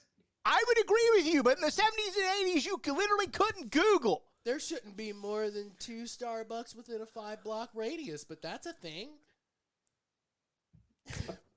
That's facts. You're right. It is facts. It's stupid as hell, but it's facts. Are you shitting? Did you just compare Solo Sikoa and Arn Anderson to a Starbucks chain? Is that how this went down? Let me get a pink drink. All right. I just don't understand how you guys are just A-okay with people giving away iconic nicknames. I don't get it. But you guys don't understand why I'm upset. So we're just completely miscommunicating on Just that. having a great time. Well, I'm not. I'm pissed off. No, we understand. We just Well, don't you care. should. It's respect for the history. Well, and the I'm tradition. upset about CM Punk. I'm upset about CM Punk. No one gives a shit Well, about that. because he's not disrespecting anyone's history or tradition. AEW doesn't have one yet. But he disrespected the history and tradition of the Young Bucks and their brand. Yippee. With their big Yeah. flippy woo. See, I got him on CM Punk's side for once, and this really got off the rails. This is so stupid. All right. Bianca Belair defeated Dakota Kai. Speaking of stupid, can we agree the biggest bust in the Triple H era has been Damage Control? Yeah, that didn't pan out right. Yeah, it didn't work He out. gave it a shot. It was a nice idea, but unfortunately it just hasn't. We've shot the wad here. Yeah. I do wonder what it would have looked like if they had gotten to do that feud that they wanted to do from the beginning, but everything since has been... You talk for a minute. I need a second. I don't know. What do you want to talk about? I know what I want to talk about. What do you want to talk about? What do you want to talk about? Cody Rhodes and brought not the Bianca Belair and and Dakota All right, Kai. let's It talk was about it. Fine. Cody Rhodes and Brock Lesnar match was made for WWE Backlash. Yeah. Yeah! Boy, this was great stuff. Pal. I mean, it was good. It was. Look, no, Vince has ruined this again. This is Look, this sucks. I gotta hand it How? to the wrestler that hung out in that ring for a little bit after the initial assault from Cody Rhodes. The first one that he threw over the top rope, man, he took a hard back bump on that floor. Over I that top agree with rope. that. Hats off to that extra. That's dedication. Because we but have no idea. He but might have got $300 for that. I agree, but like, good shit, pal. But the best we could do, the best we could say was, Brock, you're not a cowboy, you're a coward. Who the fuck wrote that line? I mean, That's the best we could do. Wrote that line. That's the best we could do. First of all, no one should be feeding Cody Rhodes lines. I agree. No. I'm hoping That should not be a thing. I'm hoping this was a stupid Vince decision. Maybe he was trying to be PG. Maybe he needs to shut the hell up and figure out how to have. That's the best we could do. That's your payoff. Maybe he you called me forgot. a coward. Maybe. You called me a coward. I mean, I'm pretty sure Cowboys don't like that.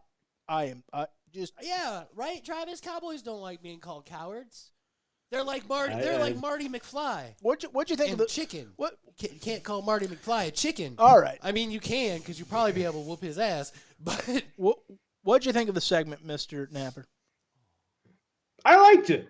At least I did have a slight issue with the promo. Did I think it was stupid? No.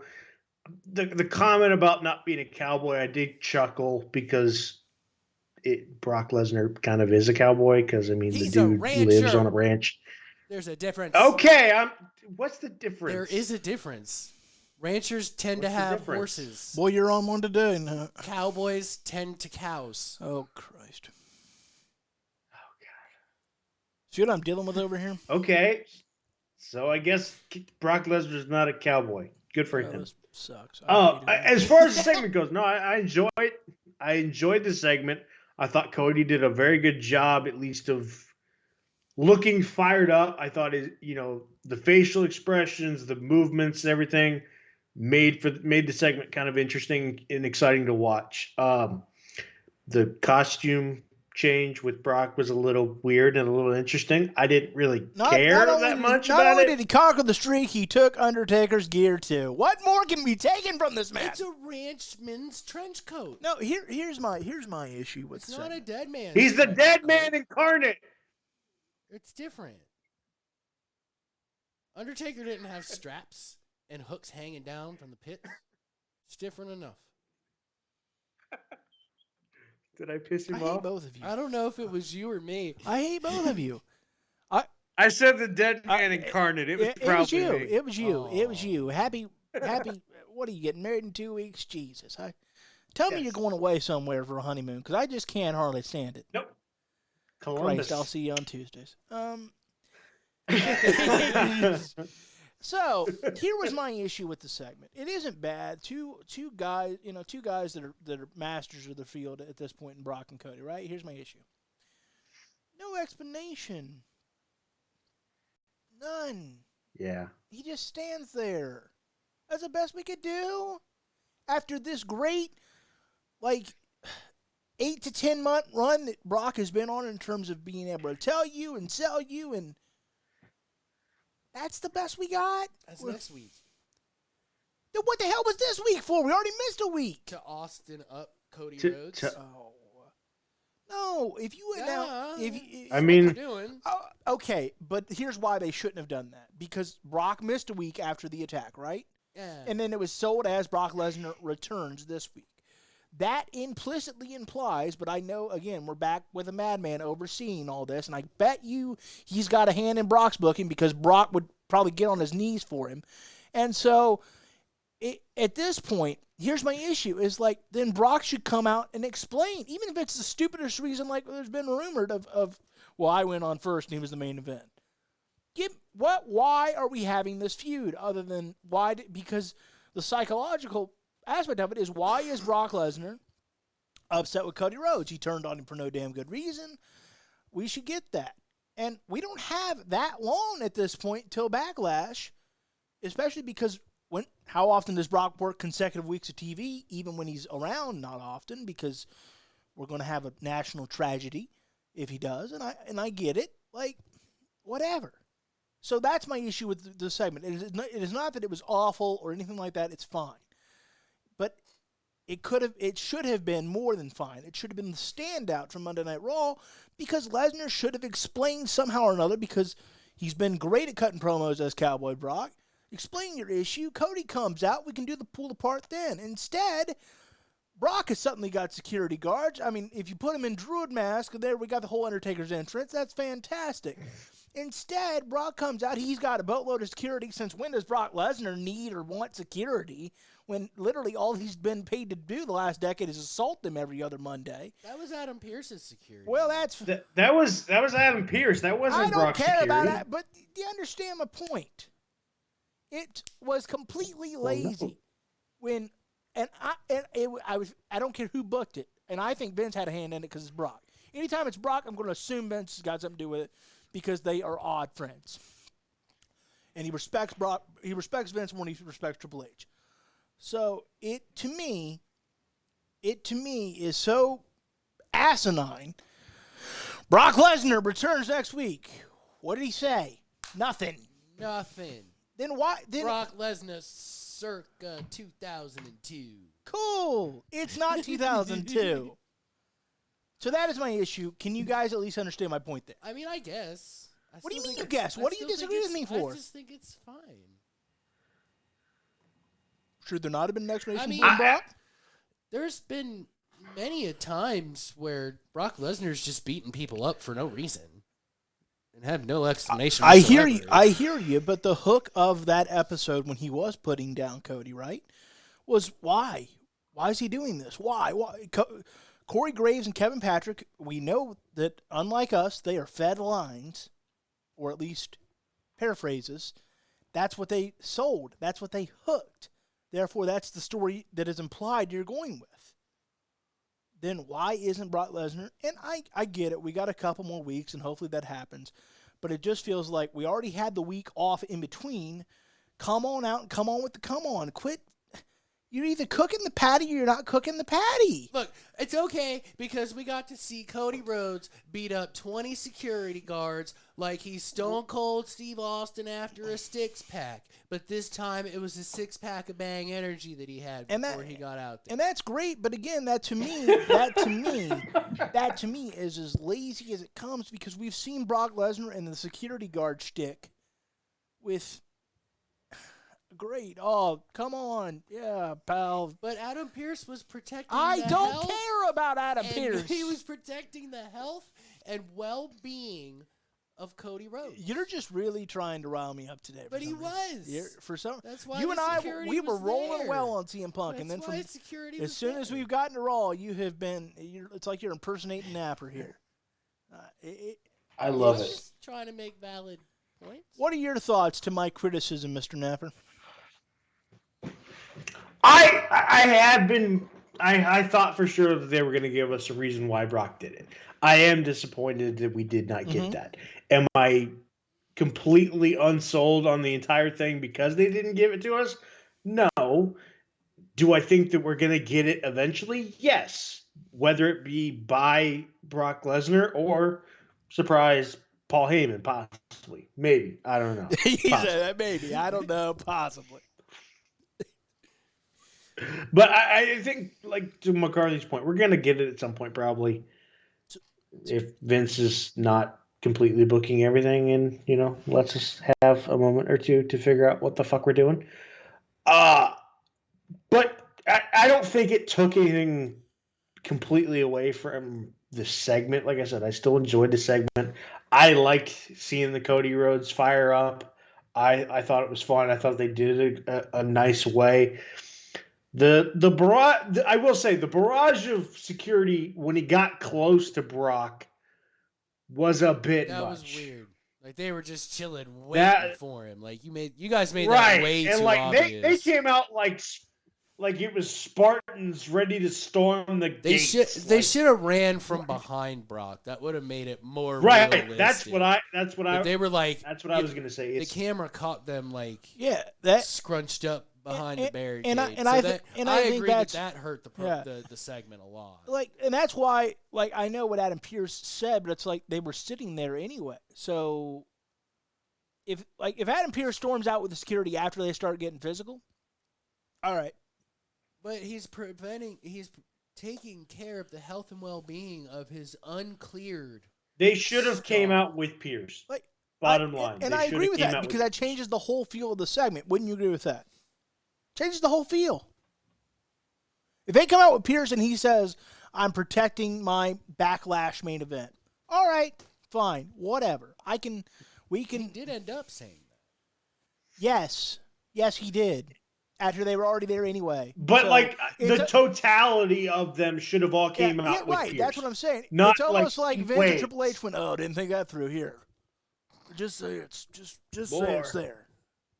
Or Adam Pearce was confident in his powers of persuasion, only to be proved wrong. They worked great with once again. They worked great with Walter, didn't they? Cody's very persuasive with a chair. Hey, he didn't get a chop from Walter. That's a win.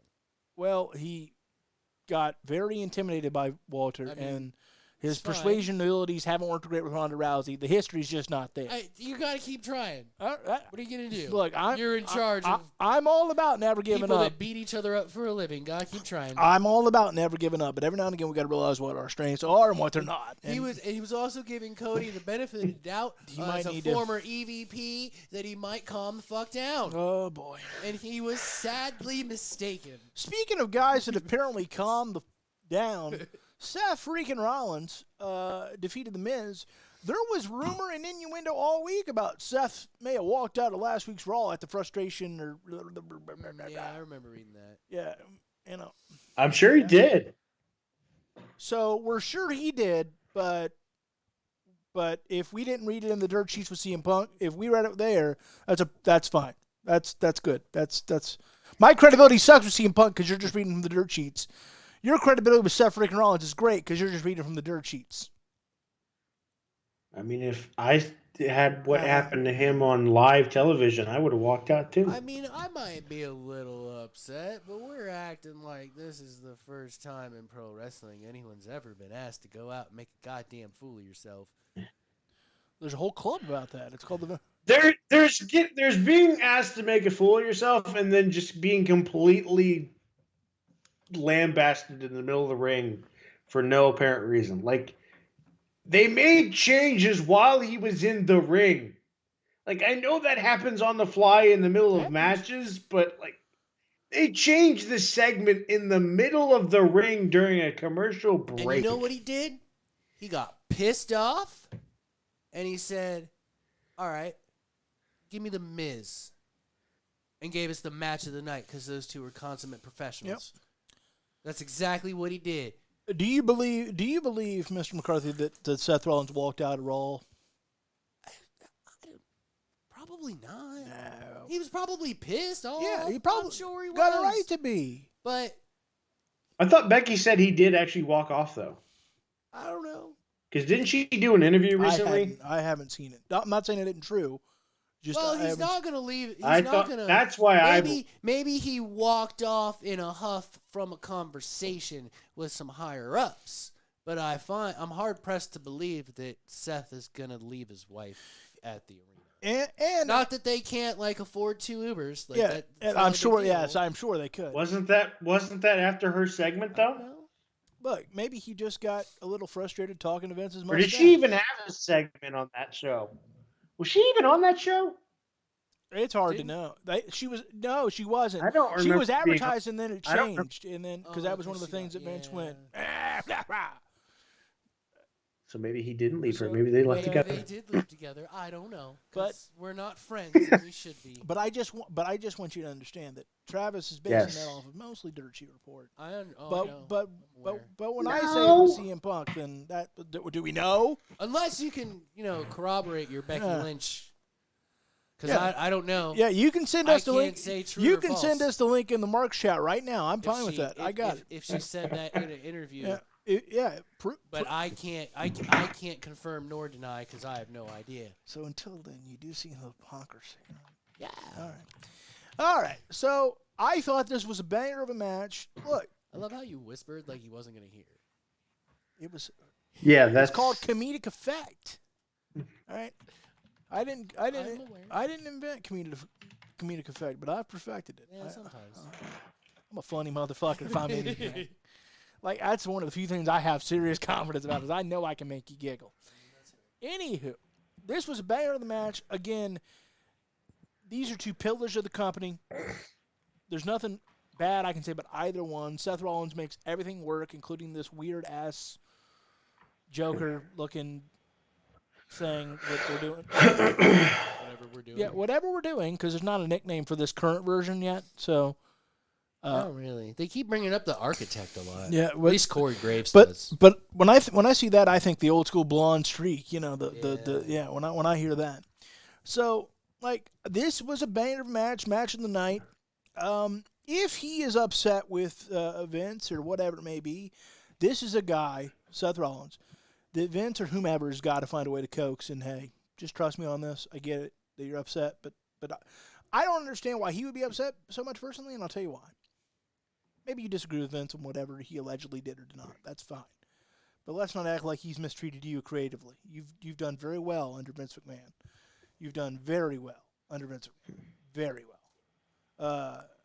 And so that's where, like, if he's one of the guys that are upset that Vince is kind of back, I don't get it because, like, you ain't never been, like, to our knowledge anyway. He's a Triple H guy. I don't think he gives a shit. Yeah, he's Triple H's boy. He doesn't give a shit. I'm just saying that Vince has treated him well. Yeah, and he's greatest never- cash in of all time, one of the iconic WrestleMania moments. He's a part of what in WWE lore is probably at this point kind of considered the greatest faction in history in WWE lore. sure. I wouldn't put them as the great, but in W, it's Well, it's hard to see how they skirt around that is they say 3-man group. Yeah. Or whatever Yeah. wording they use, Well, they say 3-man yeah, group okay. to skirt that Yeah, whole yeah. conversation. yeah to try and not bring up evolution and all that. Yeah, that way you don't because so- they are stable because they're Like, 4. I'm not. 3 is a group. Yeah, I'm not saying that you shouldn't be upset that hey Vince kind of mangled your segment, right? Oh yeah, During- you have like, every yeah, right to be pissed Sure, off. I get that, but but yeah, it's not worth walking out over because I'm a believe. I hate when people walk out, and that included CM Punk. I've been very critical of him on this show about that, and I've been very critical of Stone Cold on this show about that. I hate when people walk out, and I'll tell you why. Because you ain't walking out on the company, you're walking out on the fans. You're walking out on the boys too. Yeah, like people pay their hard. Somebody, especially when you're a star, Seth Rollins caliber, or Punk's caliber, or Stone Cold's caliber, somebody paid their hard-earned money. Somebody paid their hard-earned money to get a nosebleed seat. Maybe it was a grandfather or father to their child to see Seth Rollins, whatever, or CM Punk back in the day, or Austin before that. And son of a bitch, I bet somebody spent more than they should have and had to pinch a few pennies at a couple of weeks for the next check because they wanted to see you. And you weren't there, and that's what pisses me off about. Because I know what it's like to barely be able to afford to get in the building. I know what that's like. And I know what drew me to a show as a kid, or I know who I wanted to see. And so that's why I'm so passionate about, like, if you have an issue, don't walk out. Especially if you're a star of that caliber, because somebody paid their hard-earned money to come see you. And because, like, as a fan perspective, and I know I'm not back there dealing with the bullshit, but I go, damn it, because Seth Rollins is a star. He's one of the faces of this company. He's probably number 2 behind, well, maybe 3 behind Cody, maybe 3 behind Cody and Roman, but he's right there. Somebody has paid that $25 seat plus the fees, and are going to have to skimp on lunch for the next 2 weeks because they wanted that young man or young girl or whatever in their family to see Seth Rollins. And so that's what always makes me mad about if you walked out. Even if he did, he still did the segment. Yeah, that that's doesn't better. really apply. Unless he was going to be in the dark. Unless he was going to be in the dark match. And we don't know that. Card subject can change, bud. I know, but still. Can you get my point, though? I mean, I see it, but, like, I'm always going to counter with, even though it's a totally different thing, what if said wrestler gets hurt a week before? Yeah, I hear you. I hear you. Yeah, does it suck if they walk I hear out? Especially for the super fan kid that their dad did scrape and try to get tickets to see this one guy. Yep. That does suck. Mm-hmm. But there's more than just that guy. I hear you. And at the end of the day, these are people, and they have to do what's best for them. I hear you. That's why it doesn't bother me as much. I don't like it. I think both of us make valid points here. Because I've always, and it's because I've been a manager of people, and I've always tried to make it clear, if you got a problem, please come talk to me. I'd rather try to fix an issue you are having than you leave because you're pissed. You leave for something that pays more that you're going to like better, I'll see you. See you later. That's great. Good for you. Don't get stuck in something you don't like. Totally cool with that. I don't want people to leave because they're pissed off, because that leaves a bad taste in their mouth and in yours. Because then you don't have an answer if they just walk off and quit. Like, we kind of know Sasha Banks and Naomi's deal, but we don't really. Yeah. Because there was never, as far as we know at that point, there was more mediation, there weren't more talks, this, that, and the other. So you don't learn the minutia of the real situation if you just walk off. Kind of like the CM Punk thing. Let's give this some time. Maybe 6 months down the road, they can see more eye to eye, and we can get this program, because we need this program. The company needs this program because because of the AEW brand and how it has been presented since the beginning, whether mockingly by people that would call it all friends wrestling, or by the way they schedule things and how much they have you work, and health insurance and family friendly, professional wrestling environment. Sometimes I hear you.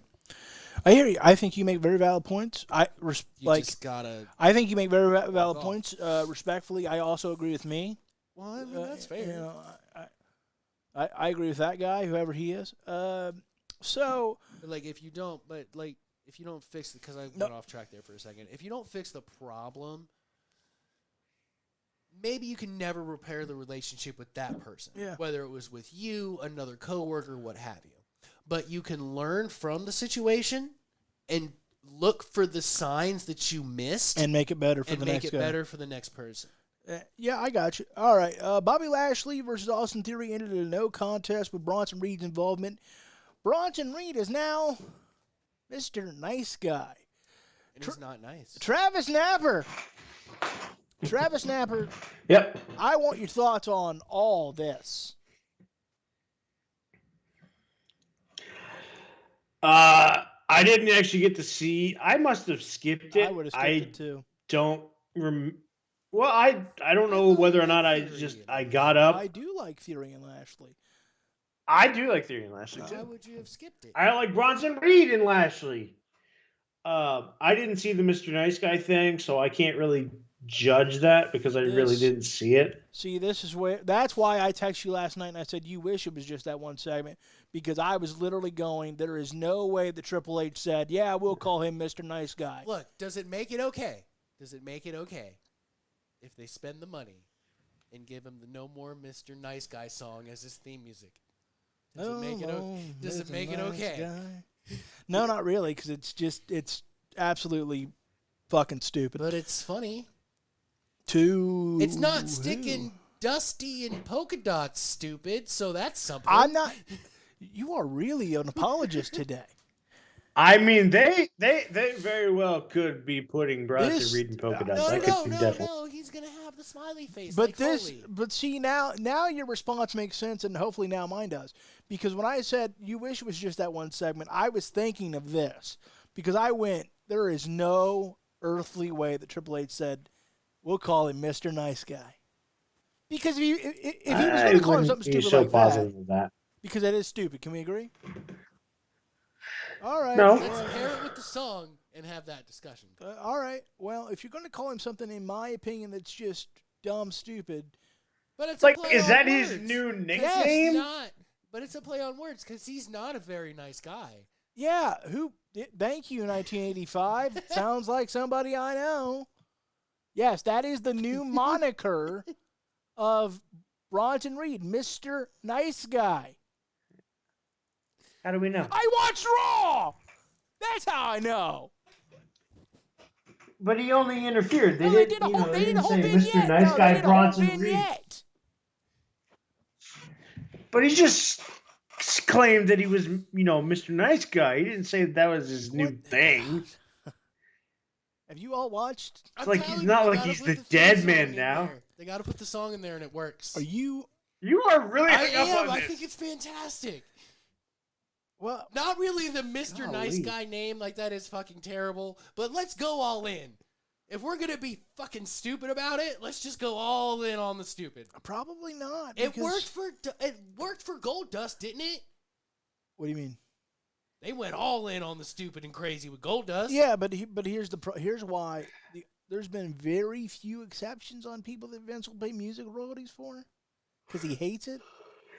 I mean, Because while he is a billionaire, there's a reason he's a billionaire. It's because he's cheap. it might be okay. It's not like a top 100 song. It's probably cheap by now, comparatively. I hear you, but Cheap for Vince is free. yeah, that's it. No, free is free. Yeah, no, not for Vince. Cheap is No, a dollar. because Not to Vince Vince. goes, nothing's free. What's the catch? Cheap is $1. Free is free. Look, because you watch Peacock as well as I do. Sometimes. Peacock and the old network, same thing. How much of that shit is overdubbed? A boatload. A lot. There is not one original ECW theme song. Not one. But that's old stuff.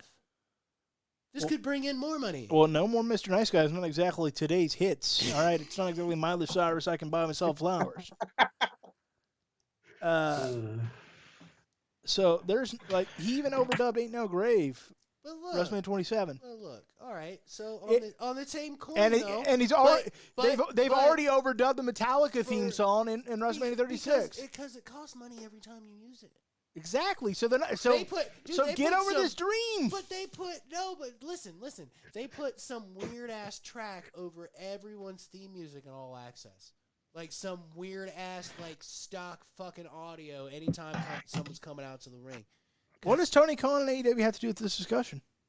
Because we're talking about royalties and theme music and Yeah.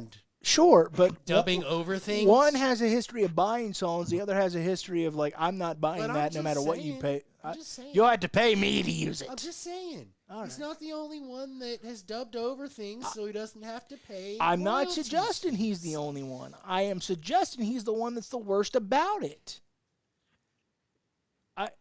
I guarantee you. Do you think he would ever be like, yeah, we'll call John Moxley Wild Thing and then go buy the theme song? He won't even, like I said, if he couldn't even No, pay. because he didn't think there was money in John Moxley.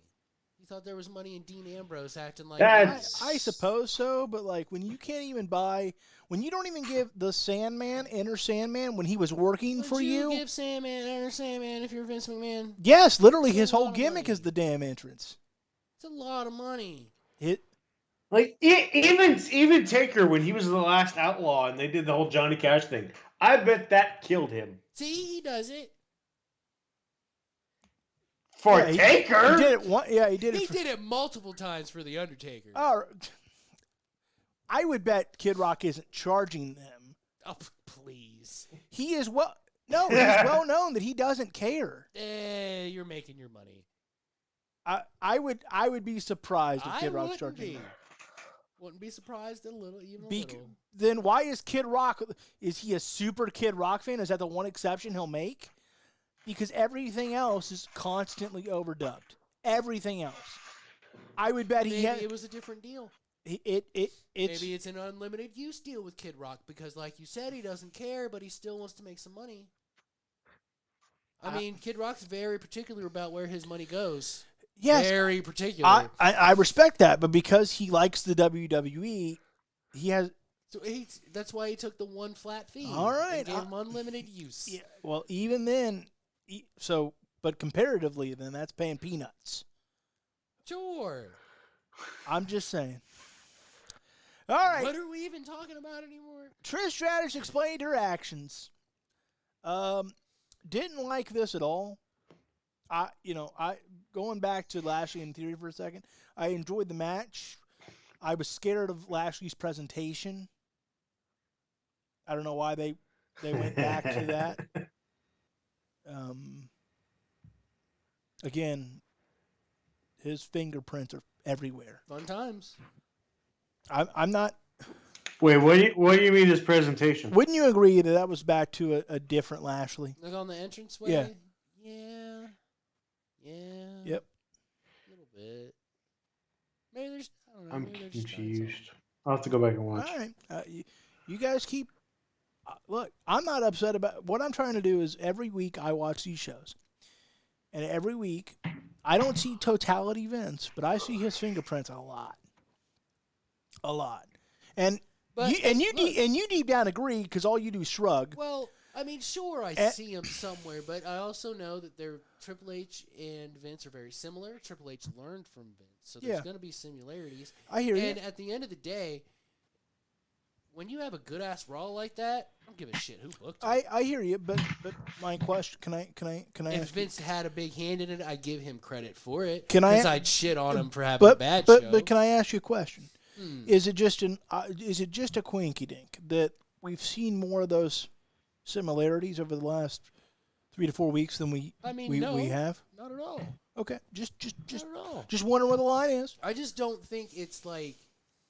I think he has less involvement than what you think he does, and he has less involvement than what the Travises of the world are afraid that he does. I think it's very much tweaking Thanks. and tweaking and tweaking. Oh, he's very And tweaky. We've said it multiple times on this show. That's what he's fucking good at. Might as well have him do it. I'd be kind of a hypocrite saying that multiple times on this show and be like, "Oh, damn it!" But Vince booked it. Well- Good ass show, or well- Vince had his hands in it. Like that's why I kind of just shrug when you bring it up because it's like, I don't care. Product's good. Trish Stratus explained her actions. Did this promo hit all the points it needed to hit? Theoretically, yes. I thought it did. The problem was, to me, the delivery and the piped-in boos and Piped in boos were a problem. Yeah, She was not comfortable delivering a heel promo. It's okay. It's Trish Stratus. but you didn't. But I you don't- I hold don't on. care. But you didn't put Trish Stratus in a place to succeed. She'll get better. It's fine. Hall Not of Famers worried. don't get better. I'm not worried about it. really But you don't. can have an off night. She hasn't cut a lengthy promo in years, Then why? Then especially not a heel. Because you got to then who- get back on the horse then- eventually. then who's the genius that? I have a Okay, counter go to that. She hasn't cut a lengthy promo in years, and I will say this: there is an argument to mine because you could say that it's in front of a live crowd, but they have a performance center that they can simulate crowds. Why would they still have a problem with cutting promos? You mean to tell me they couldn't put her in the performance center for a good 2-3 weeks and warm her up to on how to cut a promo again? Still don't get you ready for live people. Look at Saraya. That first promo was god awful. How though? That first promo Saraya gave was god fucking awful. Yeah, but they don't have a performance center. You're still- WWE actually has a That's performance like- center that has a stadium that they can put people in, Are like you- wrestlers, you can't- and line you it can't with spend wrestlers. all that money to make sure Trish has money a for fucking what? perfect promo. You can't just call your wrestlers and be like, hey, come do this for free so we can put some shine on Trish Stratus. There's Have her come in while they're doing there's NXT. no way to simulate Ha- promos without doing it. But then that gives away. You put her on the house show circuit, it gives away the turn because everybody has their phone. When and where is she going to practice heel promo? I'm not saying put her out there during NXT. I'm So not who are saying you put gonna her put out her there in front during of? NXT. Who are you going to put her in front of? The I think he's talking about the wrestlers. trainees. The wrestlers who That's are already not, still there. that's not Yeah. the same thing. As being in Why? front- They're fans, but most they of are them. not a live crowd. They're going to be nervous to do what. Are they dead? No, but it's fucking Trish Stratus. These are trainees. Are they going to do what Trish is? Are they going to gravitate more because they are in awe of the star that she is because they looked up to her and go along with her promo? Are they more likely to do that than 15,000 fans in a stadium? Yeah, they are. I mean, if you pay me, I'll watch Trish Stratus. You don't have to pay me to watch Trish Stratus. No, I said what Trish Stratus? What Look, chanter? My 'Cause they did that. issue is, my issue is you to turn a Hall of Famer heel is trying to reinvent the wheel at this point, especially with someone of Trish who's only had one heel run in her whole career. I mean, she's a lifelong babyface. People don't want to boo Trish Stratus. That's why they piped it in. They piped and it didn't seem obviously piped in until she started talking. I'm like, why are the boos still so constant? Pronounced? Yeah, like people don't want to boo Trish Stratus. I'm not disagreeing with those points. I'm trying to give Trish Stratus the benefit of the doubt of having nerves because she hasn't cut a fucking promo in front of 15,000 people in years. I'm not knocking Trish Stratus. I'm knocking whoever put her in this position to fail. I think it'll be fine. It's going to be fine. They may have to course correct. This is going to be a fan decision. Who are they willing to boo? Are they willing to boo Becky? More than they'd be willing to boo Trish Stratus. We'll find out. Maybe not. I think Trish gets booed more. Because if you recall, Becky is the most prominent, organically over baby face in a long time. I hear you on that. Like, she was very Daniel Bryan-esque. Yeah. Of we latched onto her and we loved her and we supported her, and eventually the dollars and the ratings spoke for themselves and she got her chance. I agree with So that. I think it's hard. It's going to be hard because that's what the only issue I have with the BCC right now is that it's going to be hard. It's easy to boo Moxley and everybody else, but not really Danielson. But hold on. If we're going to compare Becky Lynch to Daniel Bryan, Brian Danielson, whatever you want to call him, yes. But that's already been 3, 4, 5 years ago that the man was born and organic. She's still. But let me make my point, because we saw that with Daniel Bryan when he became the Planet's champion in Fickle, 3, 4, 5 years later after the shines off the apple, because we're a naturally cynic fan base. We turn on people for no reason. He told everybody what to do. People don't like that. When you can do anything when it's not as fresh. Yes, when it's fresh, like it was with Becky Lynch, I get it totally. You're right. But it's not as fresh anymore. It's not as over anymore. It is still over, but we're not near the heights of the original man character. But it's not the matter that it's fine. It's fine. Look, it's gonna make more sense as the weeks lead to SummerSlam. It'll be fine. Why are we dragging this out of SummerSlam? Because Becky's hurt. It's not even that it doesn't make sense though. Like the Hurt is hurt. Apparently, CM Punk had a fucking connection fit over a foot, so hurt is hurt.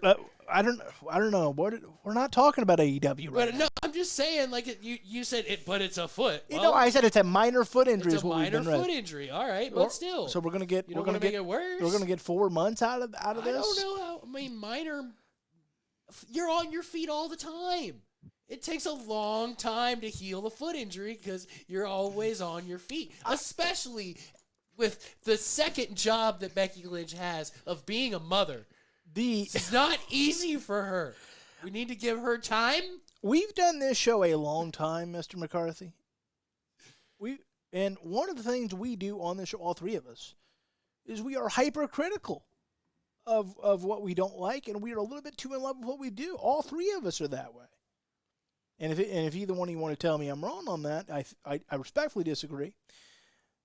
This is the only week I can recall in recent memory that every point I've made is all of a sudden, well, we're not giving this enough time. Hold on. I didn't say it's going to suck forever. I said there's Stratisfaction on my TV. I don't care. At least that's honesty. Because I'm not saying it's going to suck forever. I'm talking about last night, in my opinion, Even she was though not put in a position to succeed. When I got that chair, I said some very rude things to Trish Stratus from the second row, and I thought she was going to murder me. But I love Trish Stratus. Napper, break the quote-unquote tie here. What do you think? about the segment? I don't think she was put in think she was put in a position to succeed. I'm not mad at Trish. I just think that she wasn't put in a position to succeed. I actually think she was put in a position to succeed. She just kind of failed. Why do you feel that way? What a dick. Because the script for the promo, because I'm not sure whether or not they gave her a script, but if she wrote the script, if they wrote the script, whoever wrote the script for the promo, hit all the good points, like you pointed out. Like, they hit everything that needed to be addressed. The problem was her delivery. And it got better towards the end. I will give her credit for that, because I even said that whenever you and I talked about it. It got better towards the end. She started to deliver it with a little bit more passion, but like the first 3-4 minutes of the promo were just kind of bland. My opinion, boys and girls, and it's just my opinion, but the women's division in WWE right now is in shambles. In shambles. Yeah, isn't it weird that like AEW's is picking up and WWE's is doing it in reverse? Like, when it was like 2 months ago, it was the complete opposite. Yep, because we've got far too much Bianca.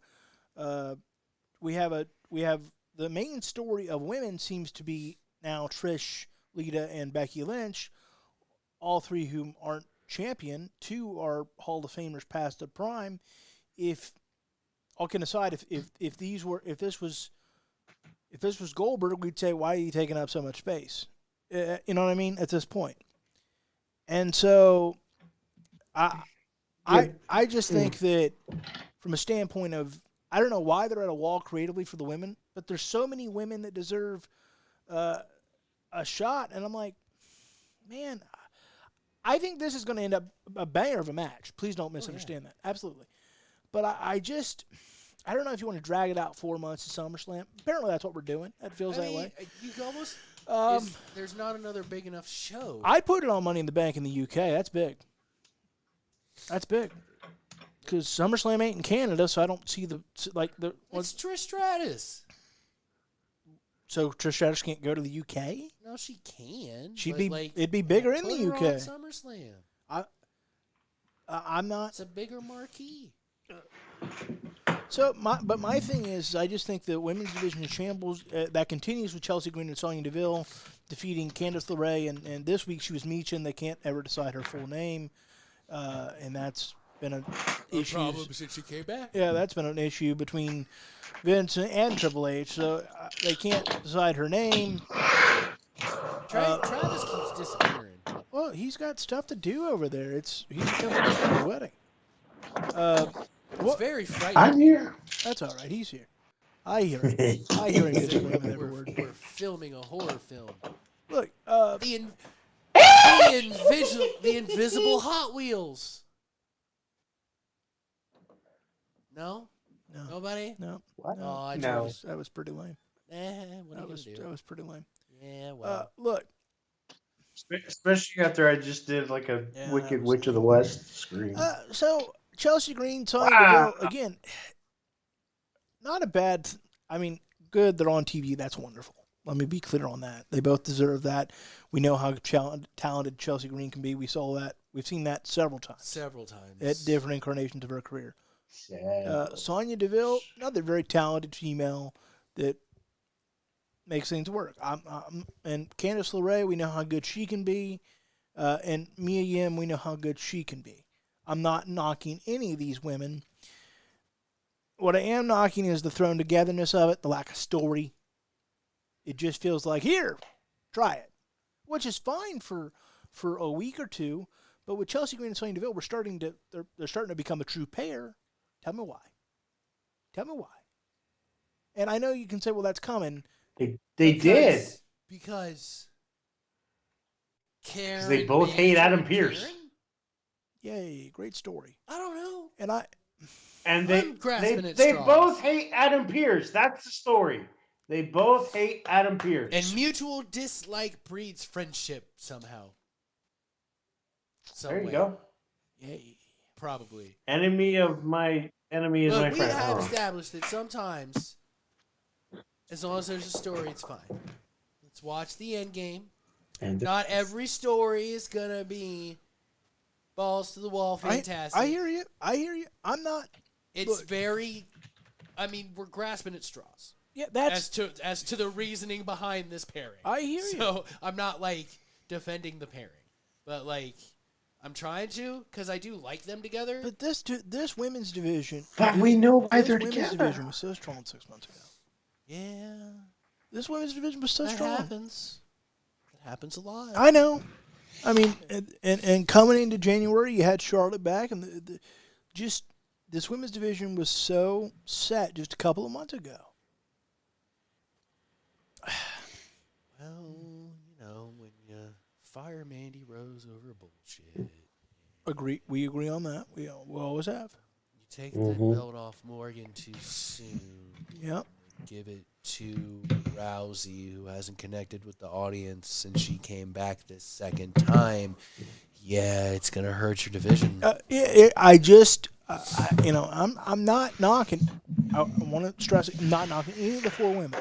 All four talented. All four worthy of being on television, and I'm glad they are on television. Because the worst thing you can be is not on television. But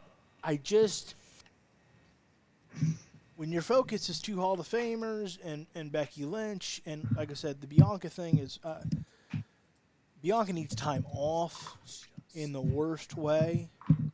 She does. And to be fair, I think Chris does too. Chris Jericho. What's that got to do with this discussion? It just popped into my All head. right, that's great. We're talking about people that should go on vacation at Fifth. No, we were talking about Monday Night Raw. But it brought up that Bianca needs to go on vacation. Yeah. And I just thought that Chris as well. Okay.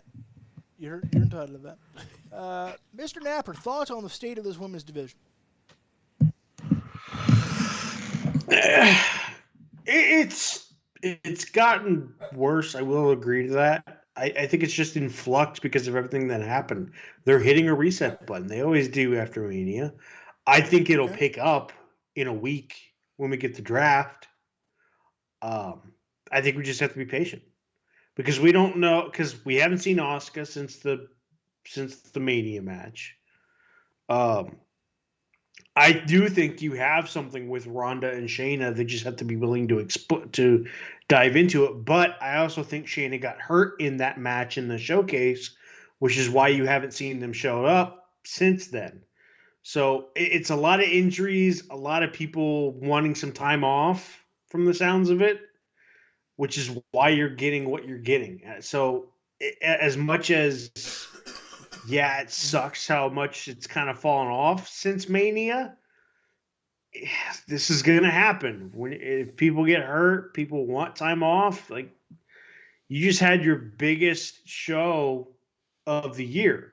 Now people are going to want to take a little bit of time off, regroup, recoup. These first couple months are going to be a little rough. But I do think it picks up whenever we do get to the draft. I think they got some good things planned for the draft. I'm hoping so, at least. But the promo that Triple H gave, whether it's bullshit, whether it's not, I hope they have some pretty cool things lined up for draft week. next few weeks here. I hope they do, but And let me give credit here to Napper. Napper, I want to say something. You made some wonderful points there, right there. You didn't do what McCarthy's done all show. You didn't just tell me why I was wrong. You gave me some valid counterpoints, and I appreciate that. I give counterpoints sometimes. You usually do, but today you are not in it. Talking out my ass today. Have you slept? Or you all right? Yeah. Okay, just checking. No, I'm just having fun. I'm just checking with you. I'm just fucking around, buddy. So- It's all good. Because those were some valid ass counterpoints, and you know what? Yes, am I hypercritical? You damn right. Am I going to bitch? You damn right. But if someone makes a good point that is against my point, I'll give it to him. I am sometimes wrong. It happens. I don't think I've ever heard him say that. It happens. Gold I don't either. star for Hot Wheels. Look. Kind of scared. You made great points. Great points.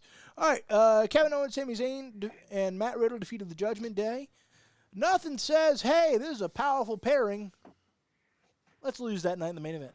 Yeah, that's what I didn't like about this part of the story. You're backed into a corner when you book this match. Yep. Riddle just came back. Kevin Owens and Sami Zayn just won the titles. You need The Judgment, everyone but Rhea lost at WrestleMania of the Judgment Day.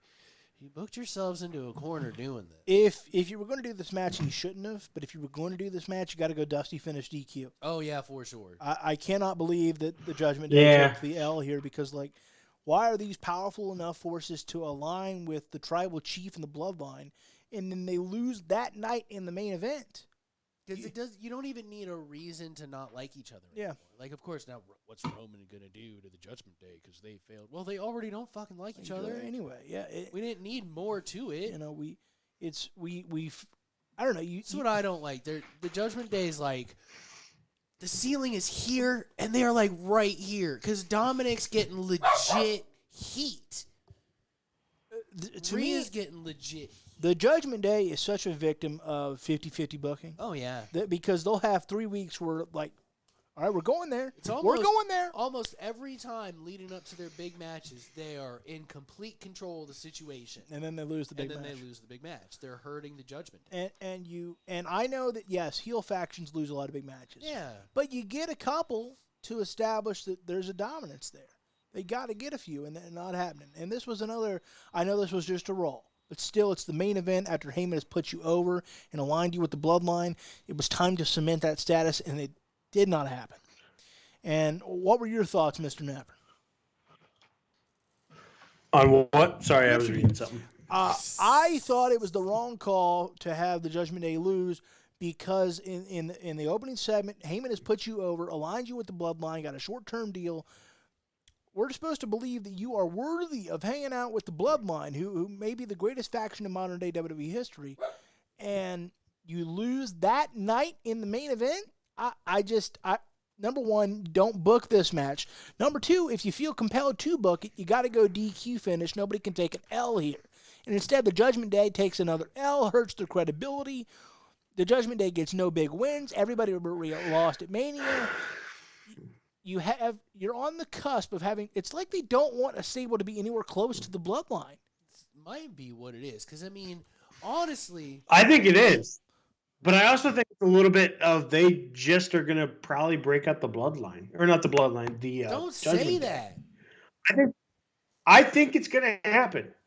Because to be quite honest, it should. They are fine. As much as as much as I like the Bloodline, it has become the Dom and Rhea show and is not doing anything for Priest or But the Balor. bloodline Balor? is Roman. No, You it's said not. the bloodline, not the How Judgment much- Day. I changed it. I misspoke. I said Judgment I told Day, you that You happens. said bloodline. I told you that happens. I said Bloodline and then I changed it. I meant the Well, Judgment you said Day. it after multiple I things. think they're gonna. I told you, Miss. I told. Shut up. Shut up, Jason. I told you that happens when you got me on the Nature Boy God, thing. It still doesn't have the same ring as shut up, Travis. It So- does. I just, Yeah, I think they're gonna break them up. I really do, which is why you're seeing them get so many losses. bad call. I don't think the Judgment Day needs to go anywhere. They finally have hit a groove. Is it the Dom and Rhea show? Sure, because that's what's working right now. Dom is a heat magnet, and not like go away heat either. Like, we fucking hate you, heat.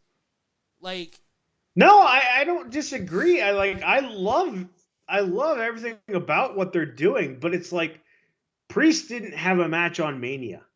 Like, what are we doing with Damian Priest? well, I mean, in that respect, Lashley didn't With have the Judgment a match. Day. LA Knight didn't have a match. Neither one of them are in a stable. It's not because But- he's in a stable. But when 3/4 of the entire faction have a match and you don't put him anywhere on the card, He was there. almost the entire bloodline had He a was match. there. Solo guess didn't that- have one. That's why I said almost the entire bloodline. Look, the I heavies know. don't always have to wrestle. Okay? Priest is the heavy. Well, maybe they could have wrestled They each other. could have if that's the story anywhere near they were trying to tell. Yeah. I agree with Logan. I think that they should have given them at least the dusty finish and had them be a DQ. He agrees with me. He hasn't said that in weeks. I do. I haven't said that in months. Son of a bitch. I haven't said that in And the months. worst part is, you Oh. sit here and you double down on damaging the Judgment Day because they got ran off by everybody with the bloodline right there. Yep. Like, If now, if the idea of this is a super group, it ain't gonna work. yeah, I don't think it is. I don't know. I think it's an insurance the policy for Paul. WWE.com, the WWE, I don't know. The There's WWE.com there's article, so much here. the WWE.com article said they were forming a super group, and WWE.com, keep in mind, sticks to kayfabe. So I'm just wondering, like, That's what they're gonna say it's gonna happen, but I don't know. With Paul Heyman at What are they the gonna call it? The Blood Day? Puppet Master. The Judgment Line? like, God. no, I don't think Please they're changing no. names. But I'm Please picturing no. I'm picturing, and I don't mean in terms of, you The- understand what I mean. The Bloodline Judgment Day. Like, no, I don't think they're merging names, but I'm picturing kind of a corporate ministry type of thing. Blood They Day. merged names. Oh, with the I God. yes, ministry. I know. Judgment Ju- Line. this I is said your that already. this is your line of judgment. I just The my judgment. hope is that this ends Friday at the latest because this ain't gonna work for anybody. It's gonna take too much shine. Either the Judgment Day is gonna continue to get killed, or it's gonna start taking shine off the Bloodline. The Usos and Solo, because you can't take shine off Roman right now. It's impossible. Yeah, no, it's not. But so you're either going to get too convoluted and start screwing with everybody, or you're going to absolutely murder the Judgment Day in terms of credibility. And why do that? I don't understand, and I know that it happens all the time, and it's a Vince precedent that Triple H is either buying into or Vince is back to handle himself. Why are we so afraid to get somebody near the top of the line? Why are we so afraid to get the Judgment Day near the Bloodline in terms of credibility? Because the more credible and believable everybody is, the better it is for your company. The idea of building to a War Games match, That would be fantastic. I agree, but it requires the credibility of these two elite forces. Why did we never really see, and it's a wrestling thing, and I don't get it, because you know what? We never really properly saw, and we should have. The NWO versus the Four Horsemen. Why didn't that happen? Why didn't that happen? And hell, they had war games in those days. I'm saying it's an entire wrestling thing. It's one wrestling adage that needs to entirely change. If you have two incredible groups, the Wyatt family versus the Shield. That was epic. But you should have done more with it. Yeah. The Wyatt family should have got some wins, too. Yeah. To be fair. It's because remember how cool the thought of, forget about the match quality. Remember about a decade ago now. Remember when it was Evolution versus the Shield? How cool was that? Damn. The thought of it. The bill didn't even hardly matter.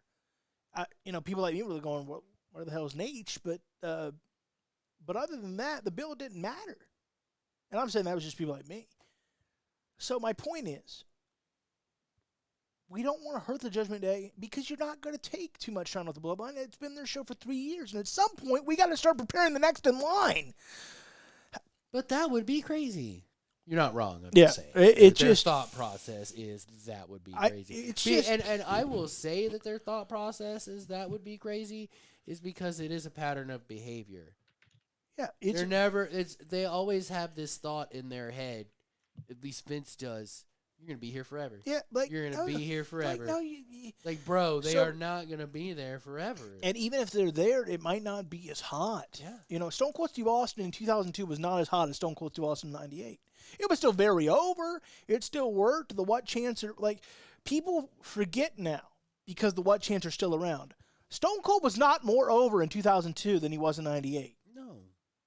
The What Chants were just a fluke thing that have stuck. I still don't even know how this stuck so long. But other than that, the 98, 97 Stone Cold was far more over than the 2002 Stone Cold. Not to suggest that Stone Cold was still what majorly over he was.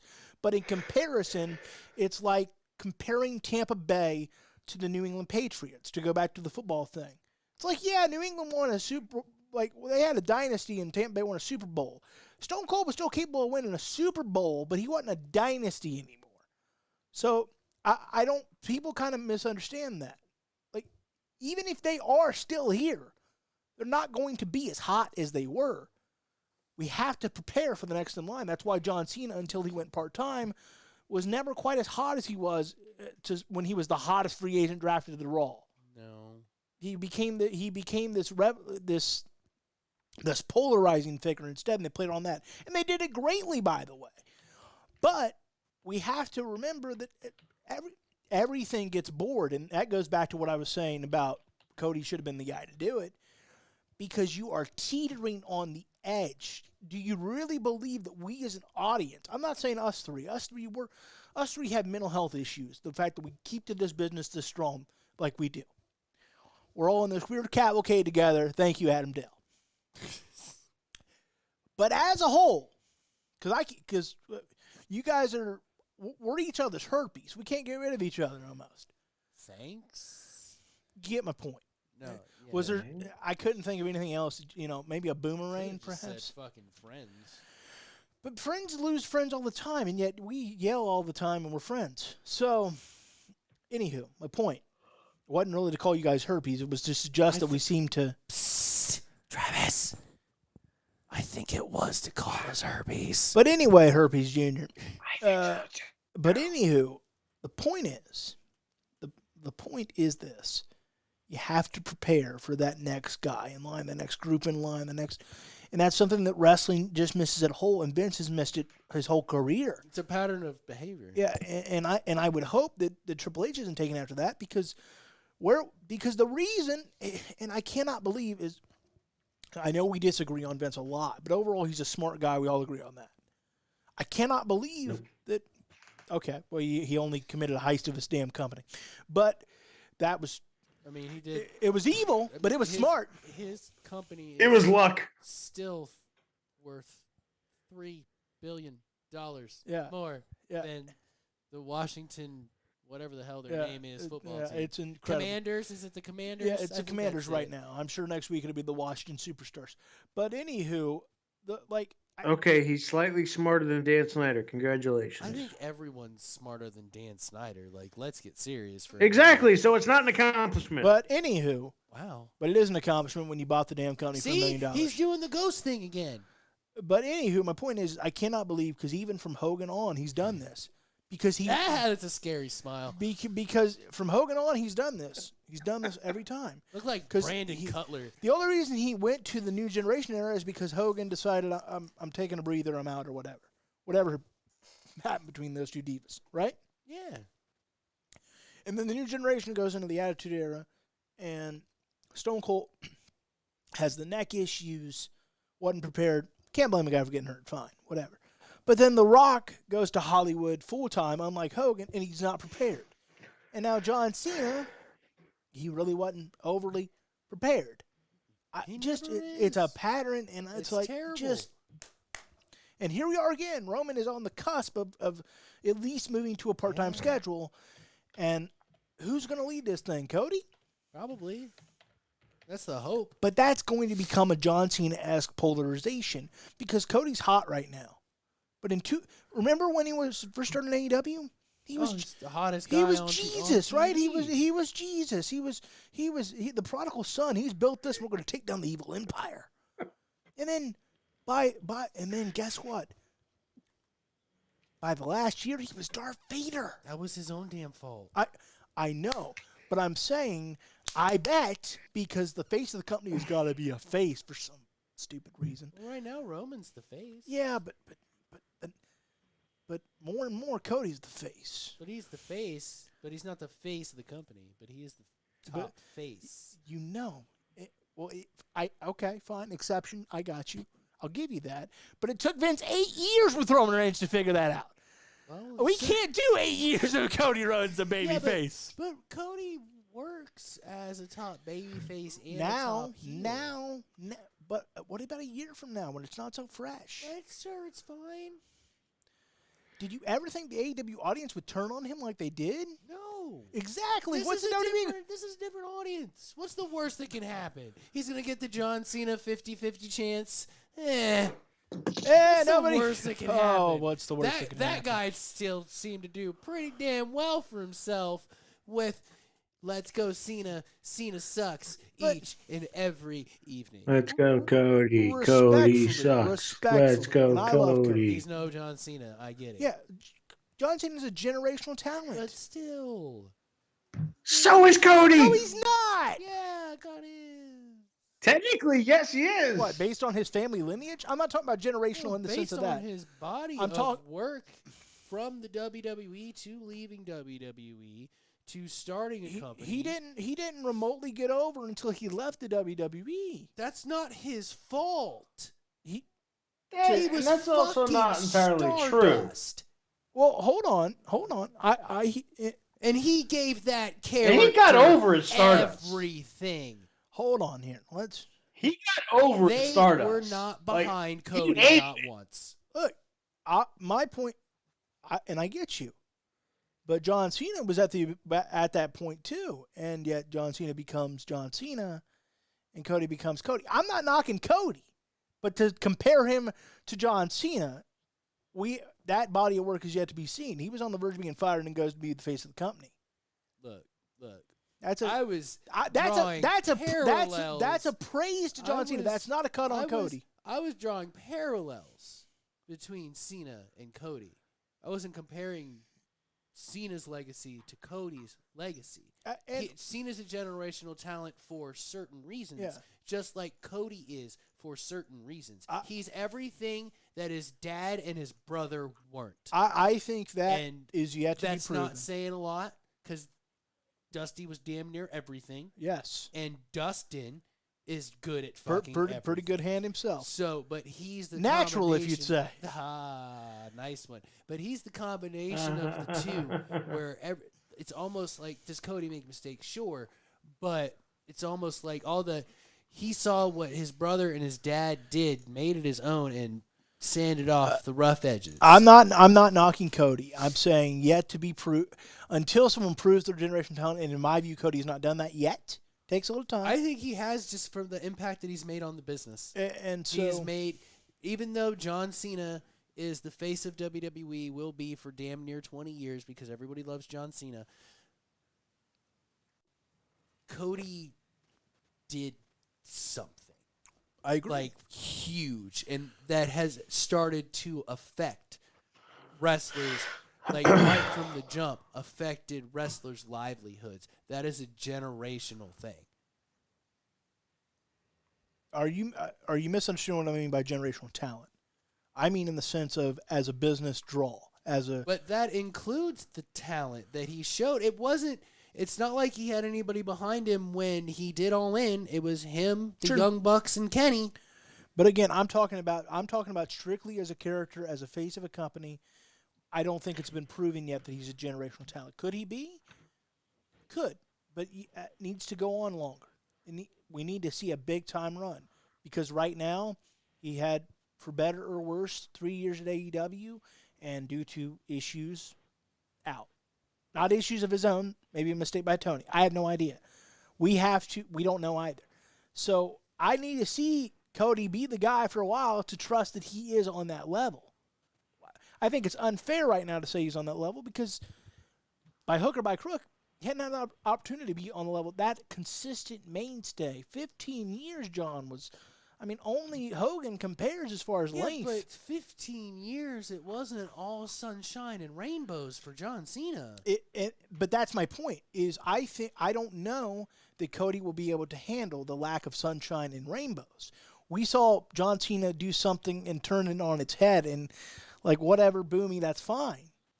But the reality is we saw Cody struggle with crowds that were eating him alive. We haven't seen that from John Cena when he was a full-time guy for a long time. Now, obviously, he's not getting eaten alive. People are just, thanks for coming on back, John. We really appreciate it. But when he was the full-time guy, how would Cody handle a Hammerstein ballroom? That's a great question. Because we saw him struggle with some crowds at AEW. Fair? And so that's my point, is like, I'm not cutting Cody. Cody's incredible. But I'm not going to sit here and say he's a generational talent like John Cena yet. I have to see it. I think it's unfair to say that right now. That is not forever. That's Let me see it. fair. That's not forever. Because for years, I didn't trust Roman Reigns to be the guy that runs the ball, and obviously Nobody did because they wanted him to be a face. But my point being is, obviously, I was wrong on that. Now, I'm still not a personal fan, but obviously he was fit to be the guy. Took a little while to get there, but we got there. All right, let's talk a little Dynamite before we get the hell out of here. Oh, yeah. I like So, Dynamite. Yeah. So that's my point. Is not to say he can't do it. It's that I think it's unfair to say he is right now. All right, Swerve Strickland lost to Darby Allin. I thought this was a banger of a match. Swerve Strickland had a hell of a entrance, made him look cool. Mogul Embassy is not the easiest thing to roll off the tongue. No, but it'll get easier. Probably. Maybe. They need a more legit manager. I don't know who. That's who they got. But wouldn't it be great if they had some sort of Hall of Famer backing this up? Yeah, but who fits? I know. I hear you. I think you just let Swerve kind of run shit. All right. Phase out the manager. Did you watch Dynamite, Travis? No. Of course not, a sports entertainment fan. Sports entertainment was at the top of the show. Why didn't you watch it? There was or not the top of the show, but the main event. There was a lot of sports entertainment on this episode, actually. There was quite a bit. Maybe they finally learned that you need just a little bit of that. You need a little bit of both. There's a reason that it's doing the money it has. I thought this was more or less than you need a little bit of the bubbly. Less. Yeah, a little less. Everybody needs a little bit of the bubbly. A little bit of the bubbly.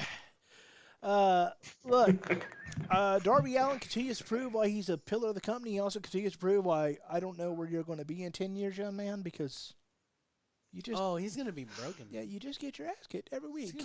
Even when you win, it's like, ow! Broken as hell, man. Like, he's bleeding from the... He's gonna be in a retirement home at 50. He's bleeding from the mouth and he's getting whipped with a belt. And beat the shit out of each Maybe at 45. It looked like Eminem getting beat down at 8 Mile there for a minute. It was fantastic, though. But great match. Wonderful to start off. Obviously, the real headline grabber was that MJF then called out Darby Allin, and that all kind of convoluted together,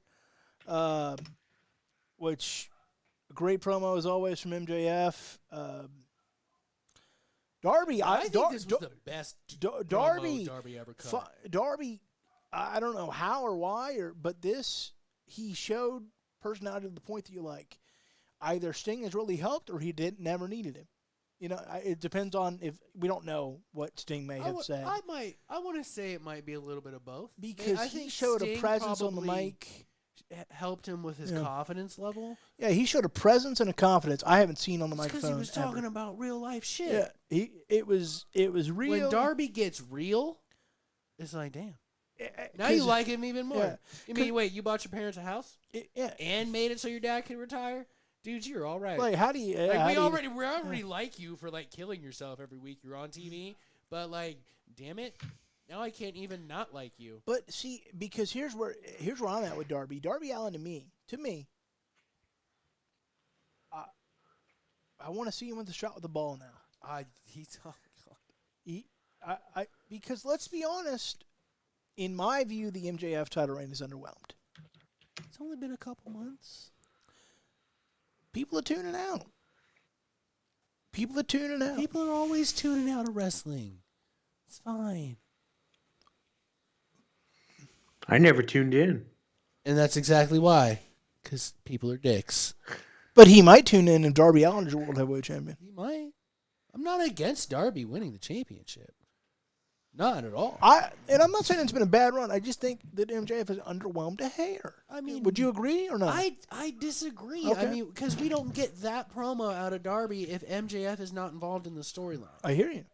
So it's a whole thing. It's not, is this the greatest promo Darby ever cut? Fuck yeah. Yep. But it's not just Darby here. Okay. It's a whole thing. Well, yeah, this became a trio. It did. Because an icon came out that they act like was returning to Dynamite for the first time in months. That was weird. Like, he just wrestled like 3-4 weeks ago. But that was 3 or 4 weeks ago. I'm just saying. It's a long time for Shivani not to see Sting. I hear you. No, it wasn't Shivani I was surprised with. I'm like, Excalibur, are you watching the program? It hadn't been that long since we've seen him. And you're usually pretty straight up. Because Excalibur, when Sting's music hit, goes, it can't be. Why exactly? He wasn't injured. He doesn't pop in once a year. Excalibur always knows when people are there, and he didn't know Sting was there. Look. Come on. Well, I don't know. I'm trying. Okay. Yeah, well, I don't know why. I think that works. He just didn't know he was there. He knew everybody else that was there. Of course he would know. Because he said it can't be. He's still under contract, isn't he? Sting. Yeah. He wasn't scheduled to appear. Oh, right. Yes. I'm sure he was on their format laying on the table. But in kayfabe, he wasn't scheduled to appear. Keep trying. I am trying, and I'm succeeding because that's fair to give Excalibur the benefit of the doubt to say that to try to hype up the fact that he didn't know he was there because he wasn't advertised to be there. Not when it's been 3 or 4 weeks. If it's been 6 months, maybe. But if Sting was working a Taker schedule, I got you. If Sting was working a Taker schedule, I'm with you. We don't know what his contract is. We know he's not working a Taker schedule. We see him too often. Sting cut a great promo talking about the fact that he doesn't view himself as a daddy daycare guy. He's more of a cheerleader for Darby, a support system. Even shouting out Ric Flair. Yeah. Love you, nature boy. And Cody. Kevin Nash, Scott Hall. Yeah, he went through the whole. I was waiting on a Dixie Carter shout out because they were big fans of each other. That's why he was there so long. And so this was a wonderful promo. Sting continues to, promo-wise, he's the best he's ever been. He wasn't a great promo guy in WCW. Even the Wolfpack was some. Not really. Yeah. And so, people I think are reading too much into because he said, let me be real. Showtime's almost over. That was just him being real. What's almost? Yeah. What is almost? Like, of course, you're in your mid 60s. You're 65. Yeah, of course. Okay, what is almost? Over, but is almost 5 years? Yeah. Is almost 6 months? Didn't he throw a throwback though to the Joker Sting too? Yeah, he mentioned all of his personas. Yeah. He mentioned everybody he's got in there, and it was a wonderful promo. He is one surfer dude loaded with crazy. Yep, that's true. Pretty much his Sting. Yeah, that's true. He has now a jacket full of pom poms. That was pretty. That was something. Yeah, that was. Took me a second. The first two I was kind of with, and then I'm like, he pulled out a white one out of nowhere. It was like an extra one stuff back there. Great promo. And I love that he drove home because he does what legends like him have trouble doing. That's not a knock on them. It's praise to him. He drove home the point of this is about Darby. Mm-hmm. This is about Darby. My time's almost over. I don't have a desire for that world championship. He didn't give a shit. I wouldn't have put that line in if I was Sting. To me, it devalues your championship. I don't think coming from Sting it does, because he's 65. That's almost like that's a pipe dream. Yeah, technically. But I think that's the way he should have painted it. I would like that championship because it's the one major one I haven't won. But let's face it, I'm 65. But let's face it, my days are almost over, and it's just not realistic. Yeah, he could have probably worded it a little bit. The reason, I just didn't. The only part of that promo I didn't like was I don't have a desire for it. Why? It's the richest prize in the company you work for. I'm not saying it should be. He should paint the fact it's an unrealistic desire. It's not very likely. But he, as a competitor in kayfabe, because he is still a competitor, right? 15-0 in AEW. He should paint the fact That's that the true undefeated streak. That easy pal. In AEW, Easy pal. it's the more interesting one. I agree with that. And I like Jade. I agree with that. I just think paint the fact that look, those days are probably done for me. Yeah, he probably could have said it a little differently. See, look at us. Travis persuaded me. I have lightly persuaded you. Lightly. I'm full of shit today, so You good are. job. Maybe you should go get that taken Well, he care of. will after the show I here. mean, we're doing a show. Yeah, he will after the show. Jeez, priorities, sir. Priorities. Don't eat so many bran I muffins. like bran muffins. I do too, actually. I don't. I like cinnamon muffins. I'm not a cinnamon is God's worst flavor in my view. Fucking cinnamon. I Shit hate is the cinnamon. best. What? I hate cinnamon. Cinnamon's I so would great. recommend the cinnamon toast crunch cinnamon roll cereal to you then. Like I can eat a little cinnamon toast crunch because it's cinnamon not like rolls. yeah, but that's where the line stops. Anything else, I'm out. Those two are it. All right. I don't eat a ton of cinnamon toast. I'm saying I can. My dad will make cinnamon rolls on occasion. That is my line. Anything else cinnamon? Candles, smelling. I mean, there's not a lot else cinnamon wise that I eat. But I mean, I'm saying there's people that like cinnamon really well. yeah. And I'm not in that camp. Cinnamon twists? No, I'm not doing those. Yeah, I'm not doing those. I struggle with Fireball. Yeah, I think that. Can't do Well, that. I Shit's think. rough. I think all alcohol is just garbage. But Sometimes it's fun. I don't know why it's fun to be in the drool zone. But that's neither here nor there. I wasn't in the drool zone. You were close. No, sir, I was not. I was still having fantastic conversations with that young lady. I say young lady like we weren't the same age. Can't wait to see you in a couple weeks at Nappers. I behave. Any Nabber, any fine looking He's not gonna prospects? fucking tell me that shit. He's made it very clear that he's not going to tell I me. hear you. I'm asking, not you. But we're on the show. He's not going to say so. Look. He's mean to me. I He hear- makes me a groomsman, doesn't tell me what I'm walking into. Look, mean to you. He's been awful rough on my ass lately. Yeah, that's true. CM Punk. And Vince. Oh, yeah. And Vince. And he Vince. didn't ask me to be a groomsman. That's true.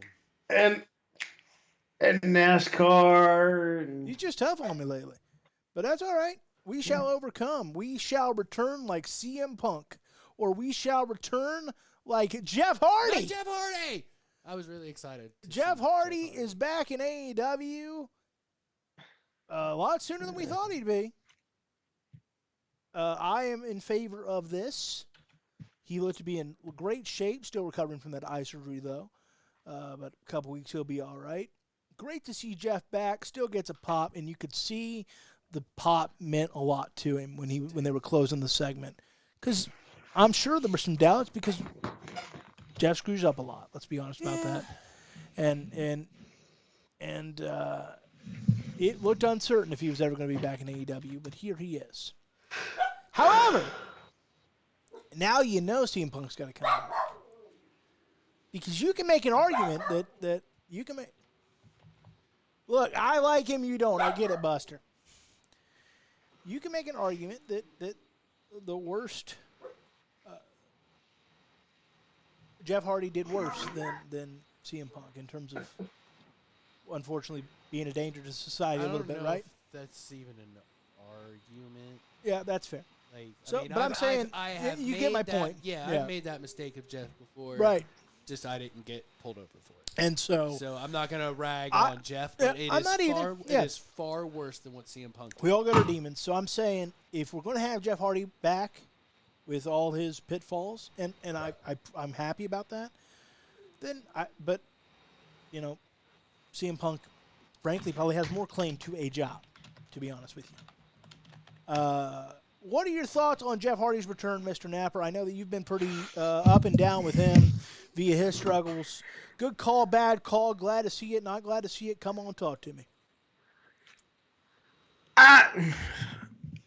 I'm kind of indifferent. I'm glad to see him healthy, glad to see him back, at least in one piece. I will say the whole segment, I wasn't really that big of a fan of it, just simply because didn't we do this already? Like, oh no, Matt's in trouble with another stable. Here comes Jeff Hardy to save the day. Oh yeah, Jeff Hardy's Yeah, but here. to be fair, at least he didn't stop on the ramp and do his dance thing. He just ran straight down there to help his brother. True, buddy. True. Yes, improvement. So we had improvement. He took time to paint the chair. I know he was really focused in today. He was ready to go. And to be fair, I mean, Matt Hardy tends to piss a lot of people off at once. It's not the first or the second or the third or the fourth or the fifth time in the world of professional wrestling that Jeff Hardy has ran down to save Matt. Just from ask getting beat Edge up. and Lita. I mean, exactly. See, it's a thing. It's their thing. And how about the twist of stunning fate? he sold that. was He sold that. Fantastic. By the way, Matt Hardy's wife is another real piece of work. Said that. She's an awful human being. Awful human being in my view. She is. You know, I wish her all the. Yep. All, you know, she's the mother of Matt's children. I wish her well, but she's kind of terrible. She's a country music fan. I'll put it that way. Hey, Listen to what I said. Country music fan. so am I. Say it slowly, Napper. Okay, All right. I got it. Dude, I mean, to be fair, still probably so am I in some people's eyes. lately, But no doubt. but look, good for Jeff. Glad to see him back. Hopefully, this is the carrot. Hopefully, this job is the carrot he needs to stay clean, because sometimes you need that. You need that motivation. You need think that this reason. last time is reason enough. I don't think I've seen Jeff this healthy in 10 years.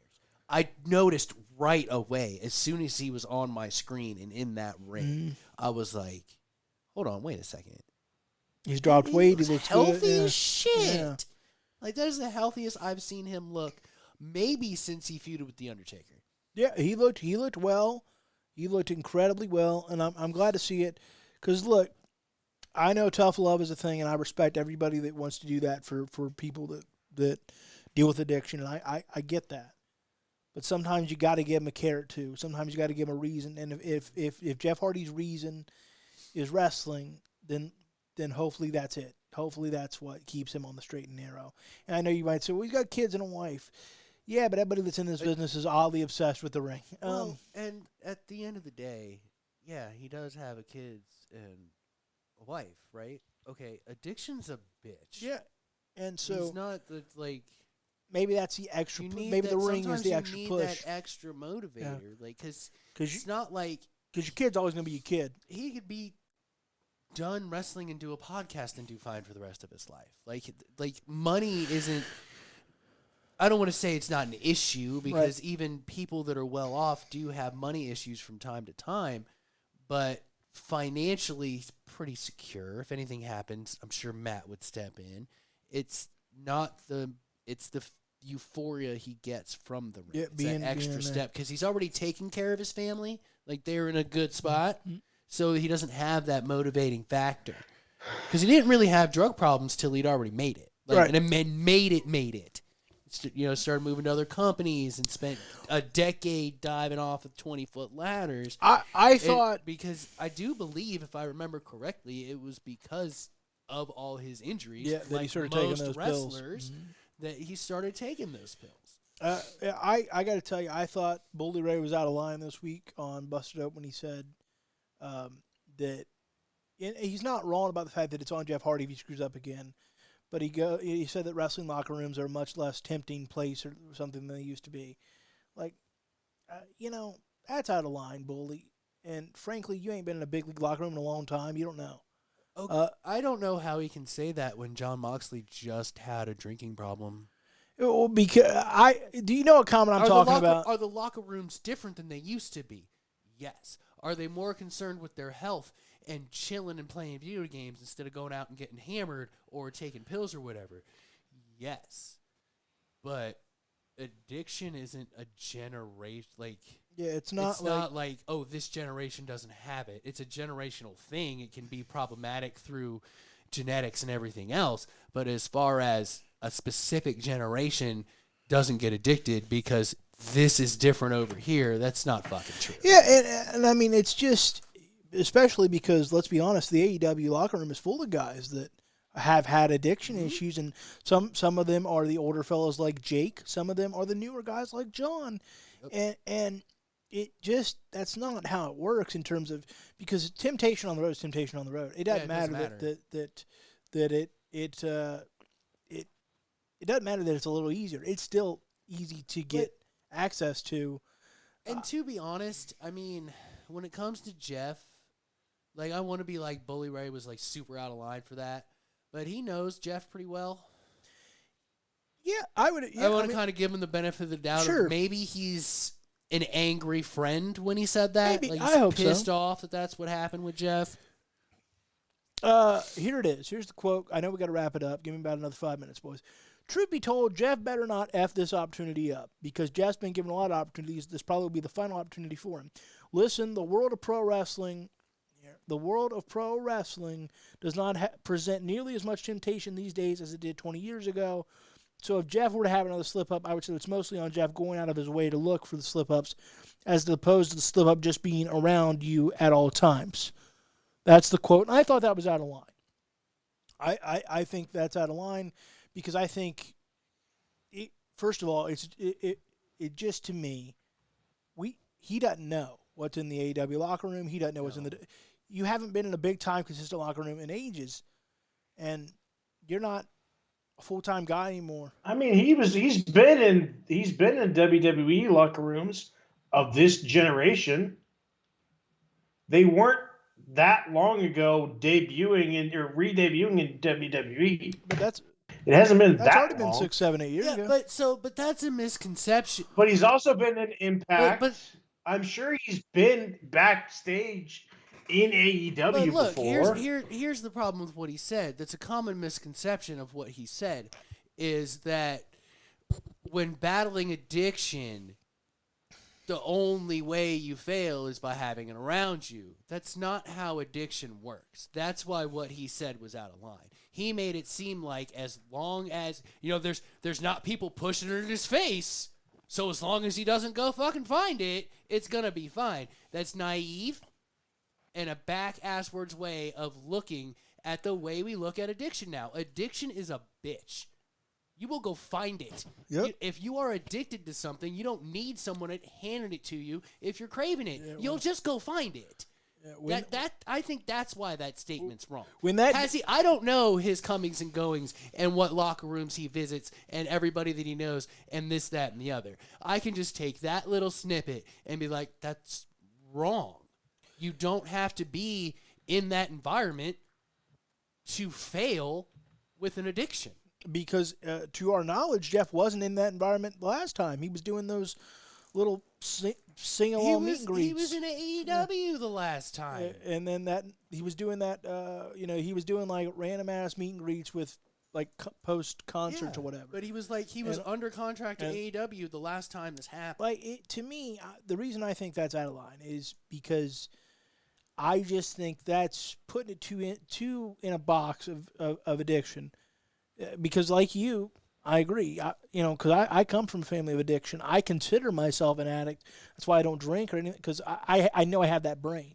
Anything I do way too hard. That's why we do this podcast.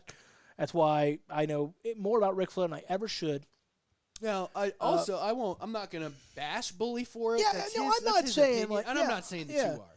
But I mean, I think it's naive of him to say that, and it's a backwards way of looking at addiction to say that. Because is it easier to fall off the wagon if you're around it? Fucking sure. Einstein, of course it is. The true failure of addiction is going out on your own, making that decision. That's the true that's the true failure. Sure, is it a failure on addiction if you're an alcoholic and 15 years down the road you take a beer? Yes, that's a failure. It was offered to you. Doesn't make it any better. Yeah. But it was offered. That's different than 15 years sober. I'm gonna go get fucking drunk. Yeah. Like that's a different thing, and like you said, he tried to put it in a box. I just think that's addiction too... is you can't put any addiction in a box. Yeah, I just think Whether that's a it's bit of an good old for school you addiction like the gym, Right. or a bad for you addiction like cigarettes. You cannot put addiction in a box. Yeah, I just think that's a little bit of a too, it's not a complete denial of addiction by any stretch, but it's a little too old school. Yeah. We've learned more now where I think that's Bully Ray should brush up, my opinion. All right, let's wrap it up here. I love the Blackpool Combat Club, this kind of aggressiveness. This is how they dig it. That was fantastic. The Outcast defeated Sky Blue and Riho. It's all right. I like the Britt Baker run in. It tells a story with the women. Yeah. And so we're slow burning there. We're slow burning. And I'm getting a little impatient with it because I want more than Britt. We need a women's revolt against these three that are saying that our way is wrong. You need the whole roster coming at you. Yeah, they do need to involve more. Hopefully we get there, but I think we're being a little too slow. And then finally in the main event, Chris Jericho defeated Keith Lee. That's a pretty good match. Good match. Getting used to the all gray Keith Lee. Getting used to it. I like it.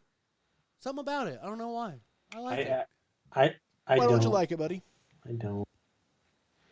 It just looks weird to me. Like after seeing him with, I know people get gray, obviously, but I don't know. After seeing him for so long with darker hair, it just seems so weird. Well, it's because Vince and Triple H are making him dye it, but let me because he said he was starting to go gray at like 16. tell you why I'm like, Yeah. Really? Because I remember a time when Chris Jericho returned and he had to cut his hair. And you know what I said? Huh. That's weird. I actually like that. But as a Jericho-holic, it's like, huh. All right, that's weird. Yeah, I didn't not like it. I was just saying, like, huh, that's weird. And then I moved on with my day, just like the Keith Lee thing.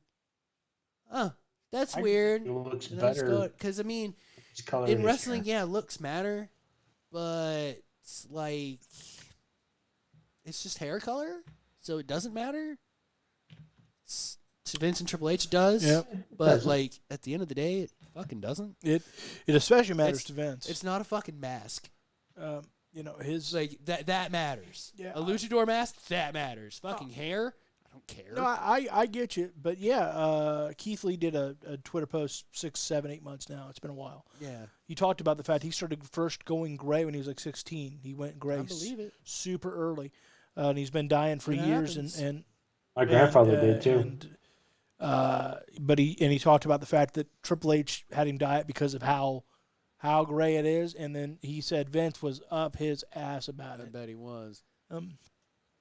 So yeah, it's just one of those things.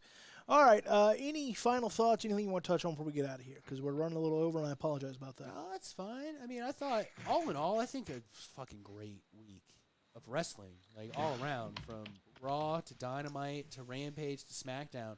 I think every show was good. Were they must-see events? No. But if you like wrestling, you had one hell of a fucking week because every show was good.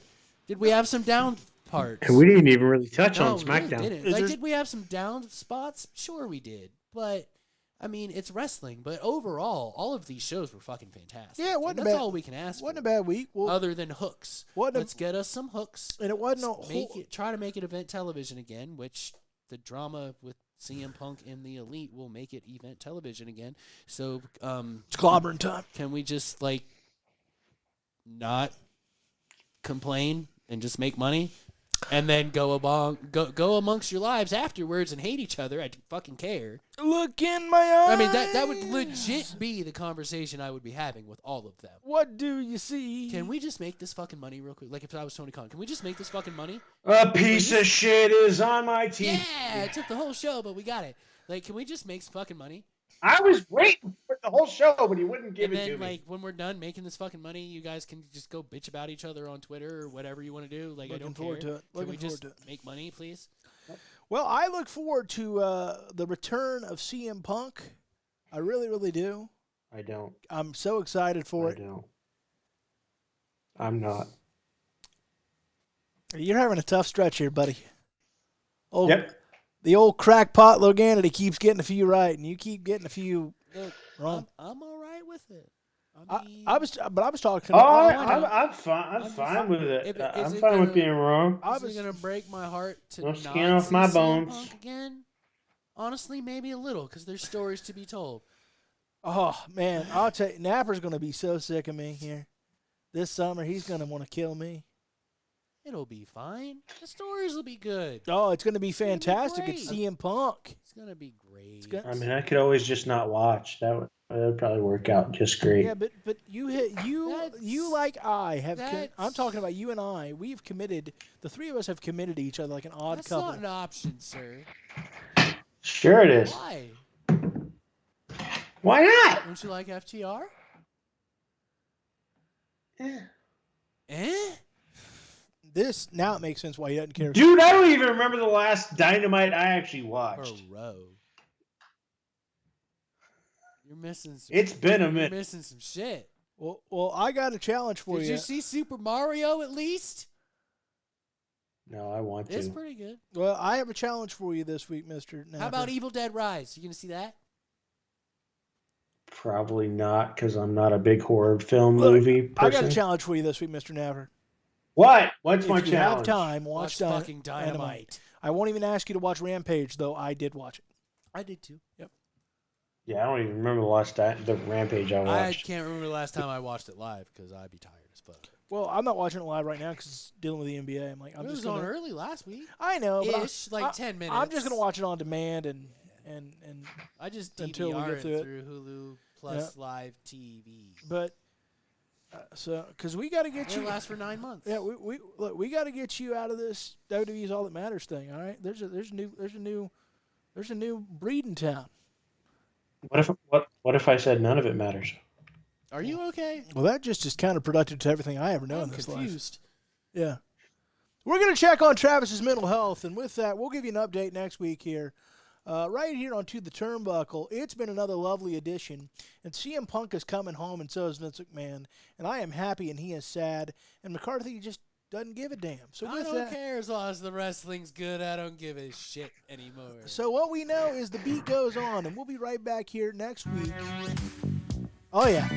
Oh, South Beach bringing the heat. I really hope Travis can hear Oh, that. oh, oh, oh, oh, oh, oh, oh, oh, oh, oh. I think that was 10 seconds. I don't want to get sued. All right, we don't want to get sued, so we'll see you next week right here to the Turnbuckle, brought to you by our friends.